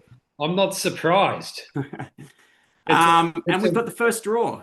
For anyone who doesn't know what we're talking about, Ultra Series, the team behind Melbourne Front Yard Ultra, as well as several other Aussie backyards, they've been very, very generous, and they've allowed us, Pato and I, to give away 6 entries to Melbourne Front Yard Ultra happening in May 1st next year. We've got our first ticket to be drawn tonight. We're going to do it right now. But we've got 5 more over our next 5 episodes, one an episode for the next five episodes. So if you're in the draw for this one already and you're not the winner, you're automatically included in all 5 of those future draws. So yeah, awesome for that. If you're not already in the draw, check out backyardultra.com.au/win to get your entry in. We will be drawing another winner next week when we go over the results of the Red weekend. So, yeah, very exciting competition, amazing prize, free entry, as I said, to the Melbourne Backyard Ultra. So, yeah, huge thank you to Sean Kessler and the Ultra Series team for allowing us to do this. We're very excited to have this opportunity. I'm so excited, Pato. oh man, We're very much looking forward to seeing just how massive next year's Melbourne event's going to be as well. I think we'll talk about it again a little bit later as well. But shall we spin the wheel? let's do it. We draw a winner. Let me figure out this option that we had running over here and bring up our wheel. Oh, yeah. And refresh to make sure we haven't had any last minute entries. We have not. All right. As you can see, there are heaps of names on the wheel. Shall we give it a spin? Yeah. Yeah, do it. Find a winner. Let's go. Spin that wheel. Here we go. Here we go. Here we go. Our winner Oh, of ticket number 1 is Paul Rath. well Mr. done, Paul. Mr. High Five himself. Paul loves a good high five out on course, so I think that's going to be awesome for Melbourne. Something that he'll get a huge kick out of. So Oh, yeah, awesome. Well done, Paul. awesome, congrats, Paul. We'll be in touch to follow up on that and get you in touch with the Ultra Series team to work out what the next step is for you. Yeah, awesome. That was awesome. That was cool. Hey, fireworks and everything. I'm excited that worked. Yeah, that's awesome. All right. We're gonna do that again next week, Pato. Yeah, I love I'll it. add some more I love fanfare it. to it. I love it. I am excited. So there's so much stuff we can talk about, but we've already been going for like an hour and a half. So shall we go through the subjects and scoops and stuff, or Yeah. and then but don't spend too much time on each subject. I got one more big thing I do want to Okay. announce Yeah. first, which you already know about. But yeah, in other exciting news, I just want to announce the launch of what we are calling the Backyard Marketplace. This week, I launched an online store and marketplace on backyardultra.com.au. Yeah, look, there's stuff for sale. I've got a shirt up there for sale and some stickers. But what I've actually also done is set it up so that there are ways for other people to sell their merchandise as well. We've got our first 3 additional sellers are already signed up as well. We've got merchandise from yourself, Pato, hard nut singlets, shirts, the fleecy, what do you call them? Polar The fleece. polar fleece, that's it. We've got buffs. I've also teamed up with Clayton at Backyard Ultra Run Club. He's got mugs, he's got shirts up there as well. And as of this afternoon, the Trail Snails have jumped on board as well with a bunch of their merch as well. So Mm. the idea of the marketplace is that you'll be able to buy direct from multiple Backyard Ultra based sellers in a single location. It's worth noting that like other marketplaces like eBay or Etsy, where you're able to buy from multiple sellers at a time, because you're buying direct from those individual sellers, shipping costs might be worked out on a per seller basis. I don't yet have a massive single warehouse to stockpile everyone's merchandise. That might happen in the future, but for now, it's a great opportunity for anyone to sell their own merch, basically manage their own store online on a single marketplace platform. So yeah, look, I'm going to be reaching out to a bunch of additional people who've got a stake in backyard merch scene. I'm hoping to bring more products, new sellers, etc., onto the marketplace in time. If you're one of the many runners out there with your own shirt, your own merch, your book, whatever you've got, and you'd like an easy solution for selling direct to Backyard Ultra fans, get in contact and we'll have a chat about what we can do for you. Yeah, nice. Yeah, well, yeah, my stuff is up there, Yep. and I'll say it's easy to use. It And looks it looks good. great having all this stuff on there. It looks really good. Where do I, let's bring it up, Patto. I'll be very quick. I'll be very quick. There we go. Look at that. All the stock that's already up on there. We've got, as I say, Oh yeah. backyardultra.com.au shirts. We've got Backyard Ultra Run Club merchandise. We've got Hard Nuts merchandise. And as I said, the trail snails have jumped on there this afternoon as well. We're going to Yeah, see a bunch more come up in the next I little while, thought I I reckon. changed the price of this cap. I'll go Maybe, into it later. That's all right. That's all right. No, there's some good stuff on there already. And It's I'm on the excited. move. I'm hoping it works out to give people an opportunity to sell because people in the space often are doing it themselves and doing it via manual processes. So I'm hoping this will give people an opportunity Oh, to get a bit and more broader yeah, reach I as can well. say I'm one of those people who started off by selling my stuff by just direct message, and I send you them my bank account.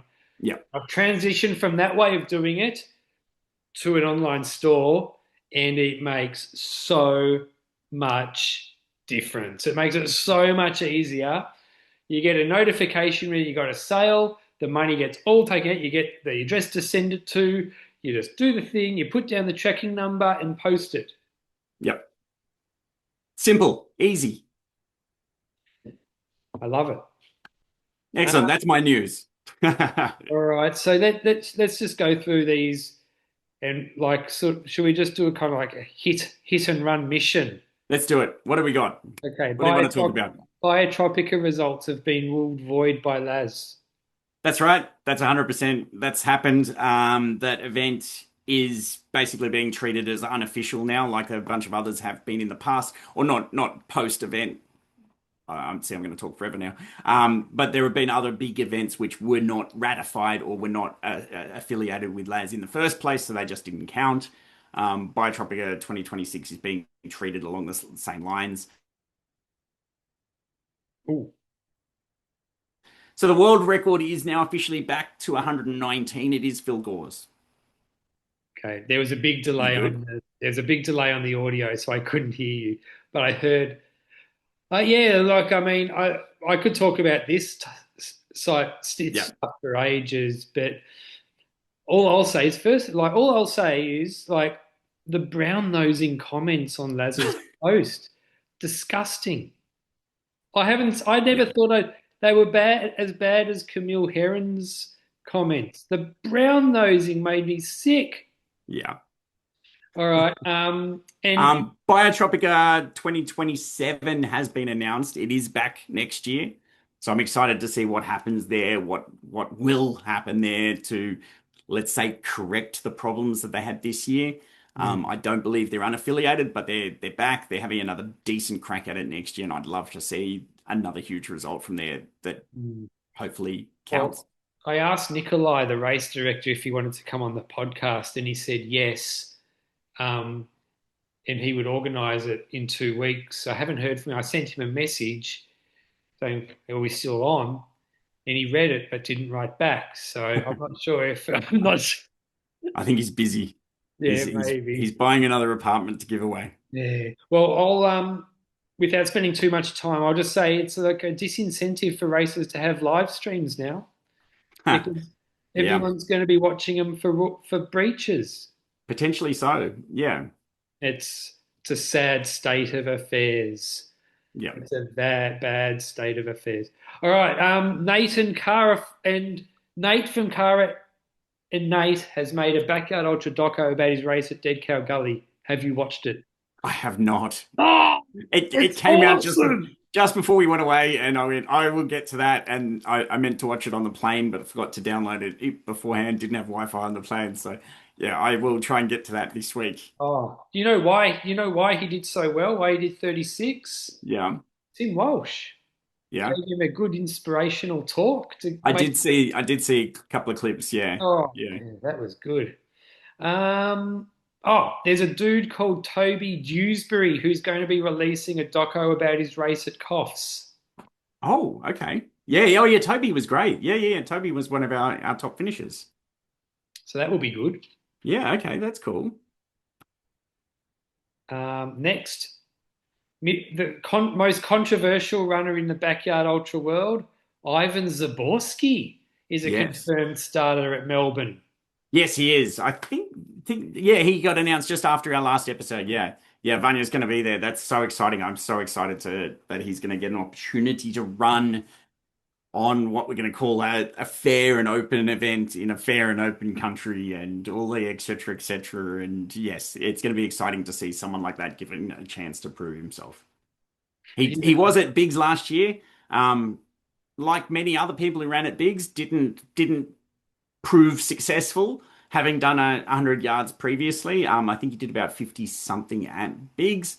And people have gone, well, oh, obviously that's what happens when someone from Russia goes to a country where they're forced to run properly. But yeah, I think that's a load of Not, crap, not and a fair bit. he's proven many times that he's a capable runner. Oh, We're gonna see at Melbourne just how capable he is. yeah. Now here's a question, Wazza. Will Yeah. you be running at Melbourne? I'm not going to be running at Melbourne, I don't think. I'm hopefully going to be there, but I don't know that I'll be running. Now, now the White Kenyan is not running for the Red Backyarders, opting for Yeah. King of the Hill instead, like you mentioned earlier. Yes. Yeah. You know what? King of the Hill, it's going to be huge. I know Yes, it it's not a is. Yeah. backyard ultra, but it could actually be the biggest last one standing race in Australia. Ooh. Okay. Like After Reds, bigger than Reds? Bigger. it's I think it's going to get the publicity and the advertising, the focus. Yeah. How far it goes will be the big question. yeah, you can't really say bigger than Red because Red doesn't isn't even going to have live timings, so No. you can't have a race that's going to take off and go viral if there's not even live timing. Yeah. King of the Yeah. Hill, man, it's gonna the live stream numbers are going to be through the roof. Oh, for sure. Yeah. Yeah. And that's, yeah, obviously it's hardcore Harry's putting that event on. These guys know what they're doing with live streams as well. They've been announced as the live stream host for Melbourne Front Yard next year as well. Oh, yeah. So yeah, look, they're already looking shaping up for a big year ahead for their team as well. And the Alex Cleary from Hardcore Harry's, he's been been voicing his opinion about backyard ultras recently. I had him on the podcast, but he posted a thing on Instagram, but that he called for backyard ultra to have a committee. Yes, 100%. Yeah. Yeah. And I 100% look, you I agree. honestly I agree wholeheartedly. It's not a format that can rely on one person anymore. It's certainly outgrown that. And like as much as we say it relies on one person, Laz has a team around him. There is a team of people behind the scenes, but they're unofficially there. They're officially there. We don't know. It's very sort of cloak and mirrors. It's yeah. It's we don't know. There should be an overseeing body who do look after things. You know, we shouldn't be having rules discussions. There should be someone out there who's going, here are the rules. Obviously, some shit happened over there. Let's fix this up and make it clear. Yeah, Instead of having, oh, yeah, no worries, blah, blah, blah, blah, blah. And nothing yet happens weeks later.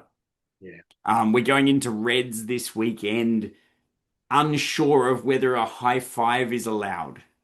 Well, we're There's sure been now, some, though, right? there's been some clarification during the week.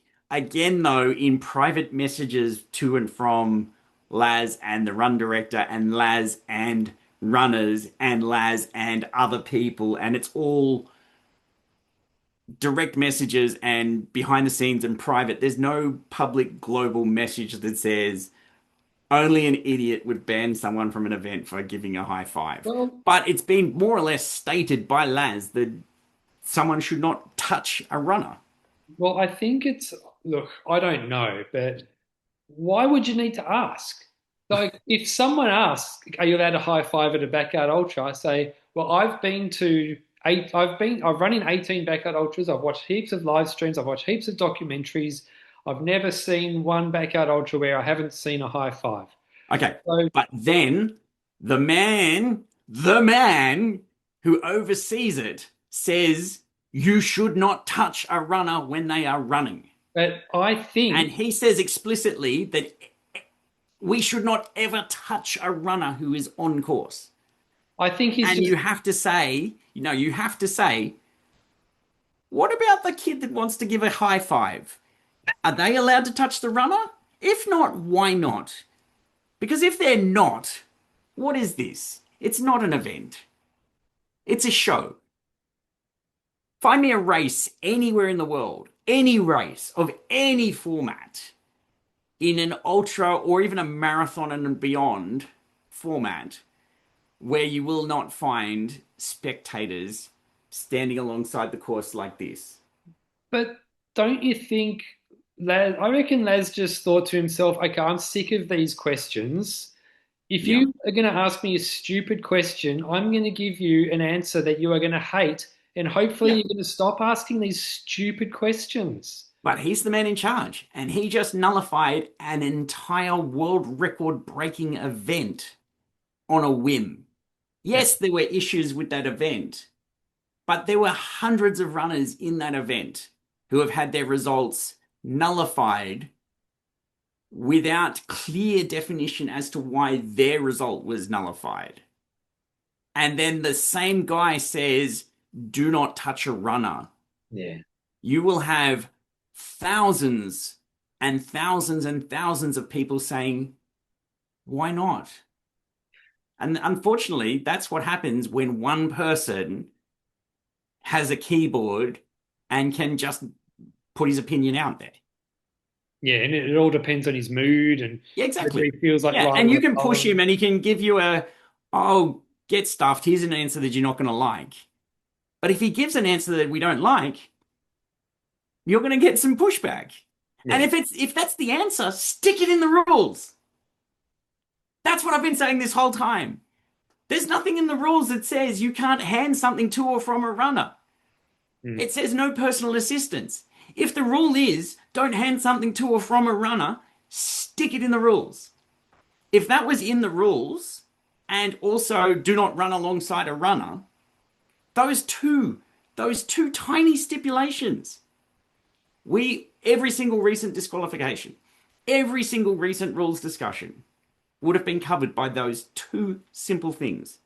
Don't hand something to a runner or take something from a runner when they're still active on a yard, and don't run alongside a runner who's active on a yard. Because every single high-profile disqualification we've had in the last couple of months has been a break of one of those two rules, which are not clearly stated. Well, that's the other thing with the rules. There's nothing in the rules to say if these rules are broken, it's an automatic disqualification. No, but you have to assume, like any sport, if you break the rules, you're out. Well, what about the rule that says if you're the slowest runner, move to the side? Yeah, yeah, that's an interesting one. They changed the rules on that recently as well. The wording of that rule Again. used to say must yield to Oh, faster runners or something, and now it says must move aside or something. oh, It's yeah. they just can't But be again, it's yeah, arbitrary. they just can't be trusted. What does it say? Slower runners must yield slash allow passes. Yeah, I mean, see, that's but there's nothing there that gives more weight to disqualifying someone for one of the other rules than that rule. no, no. So you can't And disqualify someone for breaking one of those rules if you're not going to disqualify a runner for not yielding to another runner. yeah. And how do you yield to a runner? We don't run, most of these events don't run on a single track. It's possible easily for someone to run around someone on most courses. Maybe not on bigs, Yeah, but that's part of the problem. These rules were written for Big's backyard, which yeah, takes place on private property in one person's backyard. yeah, These rules have not grown with the sport, and that's the problem. There's a lot of rules there that need clarification. We can talk about the rules all year. We probably will talk about the rules all year until they get changed to rules that are clearer, make sense, and that are easy to follow and like non-questionable rules. Yeah. I At the don't think it's moment, going to. they're I kind of don't. guidelines that may or may not affect anyone, and it's down to someone post-event saying, "Oh, I didn't like how that event did this," I and don't someone think that. else 200,000 miles away saying, "You know what? A lot of people have said there was an issue here. From what I've seen, there might have been, so the whole event doesn't count." Yeah. I don't think we're going to see a change. I reckon any new backyard ultras should seriously consider doing it without affiliating with bigs and promote themselves like that. Yeah, but then Put you, on, put yeah, on I an mean, aw- put on an awesome race with some yeah, common sense and around the rules, and you've got an awesome race. Like Biotropica looks like the best race ever. yeah. It looked like it was a hell of a lot of fun. The issue is that you need to be clear if you're not affiliated that you are not affiliated because there will be people looking to qualify for teams in these events, and Yeah, yeah, that's something that I did see that they've recently re-mentioned. Someone was asking about, well, if we're going to have events that are affiliated and not affiliated, why don't we have a like a logo that we can use to say this is an affiliated event? And I think it was Eric from Rasselbox said, "Oh yeah, that's been mentioned in the past. It's currently going through designs again." It's like, why just get something out there that does this? That's the thing about this events is these rules, they take forever to change and nothing ever happens. And like, if there was a committee in charge of this, within a week, the rules will be clear, they'll be clarified, there'll be a Big's affiliated logo that every single event can put on their merch, they can put on their website. The Reds backyard logo here's got a Reds logo. It'll have the Big's logo here yeah, because it's a Big's affiliated event. yeah. And every single event that wants to have Big's affiliation will pay to get involved, as they do now, and they will earn their spot in it. And if they fail to meet the expectations, they have that right removed. Mhm. I reckon it would take a week, maybe 2 weeks, Yeah, and we'd have the whole lot sorted. yeah. I guess we'll just have to wait and see, Wazza. We can wait. We can hope. We can dream. I don't think it will happen. Yeah. All right. Scoops. Barry Thomas sent one in. Okay. Keep an eye out for Adam Karen to smash his current PB of 26 yards by a very long way. He's the one that I mentioned has gone down the East Coast. Right. Yeah, and has improved that PB at every single event he's done so far, I think. So yeah, I reckon we may see another big one here. Um, And at the rate he's moving, he's likely to be announced for Melbourne next year. um, Tammy Wickham. Yep. Clint Eastwood is going to be lit. Yes. Yes, it looks pretty big. She's on the starter list there as well, I believe. Oh, yeah. Yeah. That's going to be good. What else do we have here? Um, ah, you mentioned this before. There's talk about a new loop shirt where, there's talks about a new loop shirt where the Crows in Heaven Loop 11, the Crow shirts. Oh, right. Yes, okay. Yeah, good. Okay, we were talking about this today. Those of us running at Reds trying to work at our coordinated shirts yards. So as I mentioned earlier, yard 4 is Backyard Ultra Run Club. Yard 10 is the Mind Over Miles one. There's a whole bunch of shirts and dedicated yards in which they'll be worn. I think we put aside 7 for the Hard Nuts singlet at I'm Still Standing earlier this year. I think 7's still looking like it'll be a Hard Nuts yard at Reds. Yeah, it sounds like Crow wants yard 11, so we'll stick it in our notes and make it happen. Yeah, well, at I'm Still Standing, like before, like you guys were talking about, oh, what loop will we wear the hard nuts thing on? And I was like, oh, don't worry about it, don't worry about it. But you kept on asking, so I said, oh, okay, then do it on 7 then. That's the marathon. Yeah. And I didn't really think much of it. But then when all you dudes started loop 7 with that hard nuts top on, Yeah. And we I got a little bit emotional. we deliberately ran single file past you on the loop back past the corral as well, just so you get to see each and every one I individually. loved it. I loved it. So yeah, awesome. The crow looks like he's got number 11. I'll put it in our notes. I Uh, will publish this list up on backyardultra.com.au at some point too, so anyone playing at home can keep up. Now Jordan Burnsy, Yes. new Wazza PB. 100%. What are you going to do, Wazza? Has he put a number on it? Nah, he's just got new Wazza PB. Yeah, we're gonna make it happen. Hopefully this weekend. You are fired up. If not, soon enough. You are fired up though, Yeah, right? mate. I'm keen to party. I'm there to play hopscotch. Yeah. I am there to play hopscotch. Okay. Hayden goes ultras. Predictions on who is making the Australian team after Red's backyard ultra, if any. No, I can't predict it. As I said, I can't even predict the winner for this event. We will discuss it next week, and I'll tell you then who my thoughts are. And we did talk about it a little bit during the show as well. Yeah, oh yeah, 100%. Yeah. I hope I There are so pressed, many people who've got a chance for it, though. I hope I pressed record on this because I don't want to do it again. All right. I have a scoop. Yep. The race director can't find one of her favorite shirts. This is from Red. Okay. Do we know what shirt she's missing? Because He must have. I'll probably have a spare. That's a big scoop. Timmy, She didn't say what shirt it was, or we don't know what it is. I have a scoop. The race director can't find one of her favorite shirts. That's disappointing. I'll reach out and figure out if I can assist. Uh, Timmy Mofo. He wrote that. No, this Timmy Mofo's got one. 168. 168. The rumors are true. I reckon it's just he What reckons. do you know, Pato? I reckon he's just gonna. He's just wants to do 100. Well, he's predicting 168 yards at Sat Champs. That's a huge ask. We were discussing it this last weekend. We said maybe it's a case of him going beyond what the rules allow and continuing well beyond an assist if an assist can't get there. Because even if let's say Phil is the last one standing and the assist gets to 120, Yeah, maybe he goes, you know what? I'm just going to keep running. he's allowed. Oh, it's a No good one can heads. stop It's a him. good.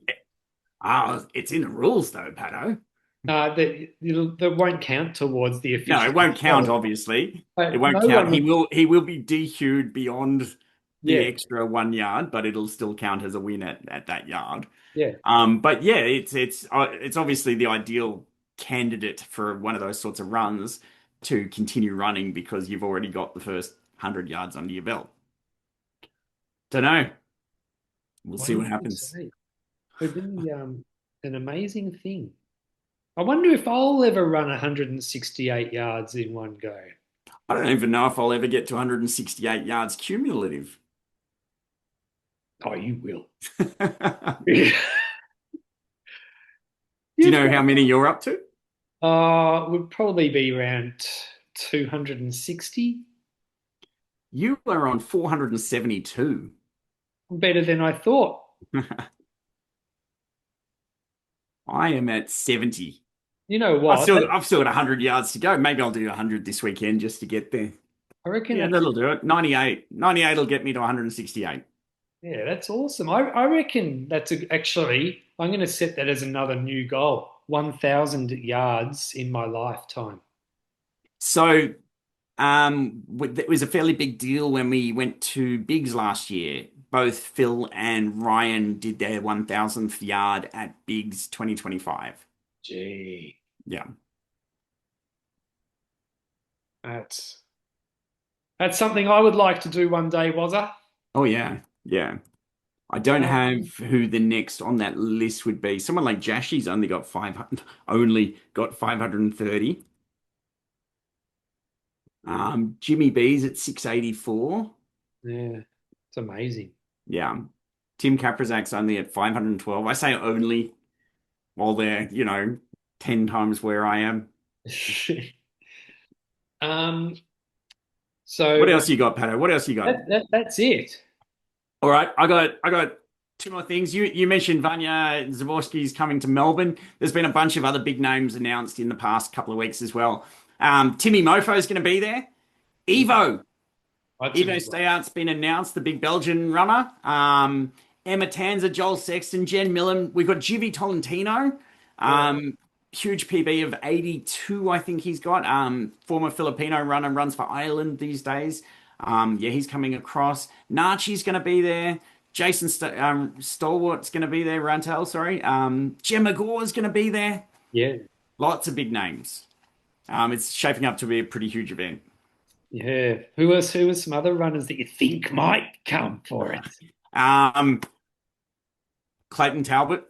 Ooh. I reckon he'll be there. There's a few other big names. I don't know for sure. There's names that we can expect and we can hope.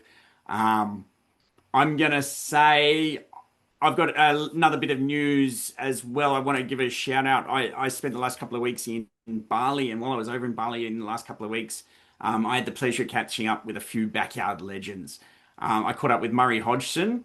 He's run a fair few Aussie events, and he lives over in Bali. Tim Walsh, the Dead Cow Gully run director, was over there at the time. He's a I caught legend. up. He's a Sorry. legend. He's a Yeah. legend. I caught up with Ned Phillips, the Singapore national champion, while I was there. Tony Parry, who's running at Reds this weekend as well. While there, we actually got to run on sections of the course for a brand new Backyard Ultra, which is taking place on November 28th this year. I'll just say, yeah, check out balibackyardultramarathon.com for details. Tickets will be going on release fairly soon. I think they're just waiting on final police approval for the course. But yeah, that run's looking huge. It looks like it's going to be cool. Tim Walsh has been heavily behind getting that event up and running as well to help with the local scene there to get that event running. So it's going to be very huge. Yeah, it sure is. And you know what? Guess who supplied the song for this week? Oh, who was it? Murray. It was Murray. Of course it was. Yeah. It's called Backyard Reset. Excellent. So I guess we'll speak in a week's time after Reds. That's right. We'll be back next week. We'll review the results of the Red weekend. Hopefully, we'll have seen the dust settle and we'll have time to process those results. But we're actually going to be back next weekend to preview Birdie's Backyard Ultra, which is taking place over in Western Australia next weekend. That's always a good race. Yeah, yeah. So we've got a couple of big weeks ahead with Birdie's next weekend and then Clint Eastwood the week after. So we're going to see a few big episodes to come. We're going to have more draws in our Melbourne competition. Congrats again to Paul Rath, and we'll have more winners in the following weeks. Yeah, I reckon like Birdies, like people who haven't run at Birdies, they don't know what they're missing. It is an awesome race. Yeah, It yeah, is everything about it's perfect. The course is perfect. yeah, The caravan park that you run through is perfect. yeah. It's your perfect backyard, was it? It looks great. Yeah. Tim Moffat ran his PB there, I think, didn't he? Pretty No, sure he did. he did it. I think he ran his PB at Dead Cow Gully. Oh, that's right, of course. No, no. Oh, yeah. Sorry, he went back. He did 37 at Birdies. He ran his latest PB at Hurdies this year, where he did 43. I was Ooh. thinking it was over in Perth, but yeah, it was Hurdies. Yeah. Ah, very good. All right. Well, here's backyard reset. Awesome. Looking forward to it. Gonna have a good weekend. I will check in with you next week. Yep, sounds good. All the best on the weekend, Wazza. Thank you very much. I'm looking forward to it. It's going to be exciting.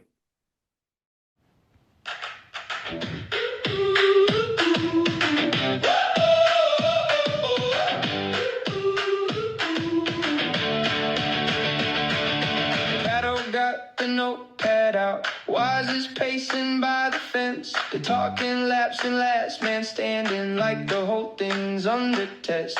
Russian numbers on the table. One more replay, one more frame. They keep asking over coffee. Was that record really tame? Tape it back, wind it up, look me in the eye. The line was bent that day. We don't let it slide.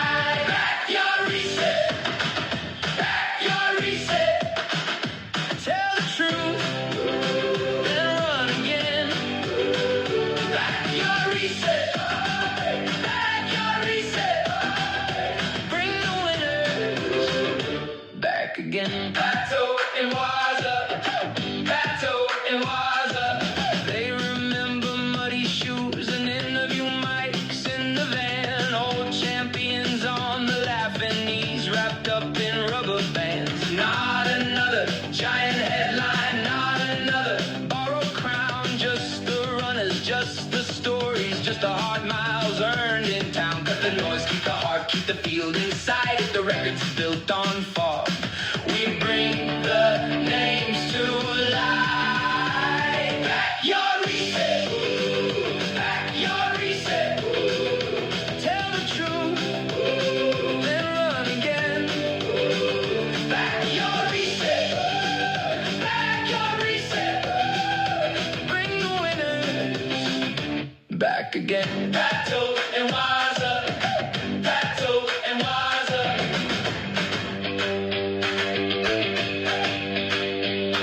Go back to roots and grit, to wet grass, calloused hands. Ask the ones who stayed the course how they held their final stand. No more chasing shiny noise, no more circling the doubt. Just the winners on the mic and the real word coming out. Backyard reset, ooh, backyard reset, ooh.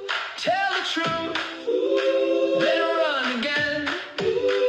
Backyard reset, backyard reset. Bring the winners back again. Patto and Wazza, oh,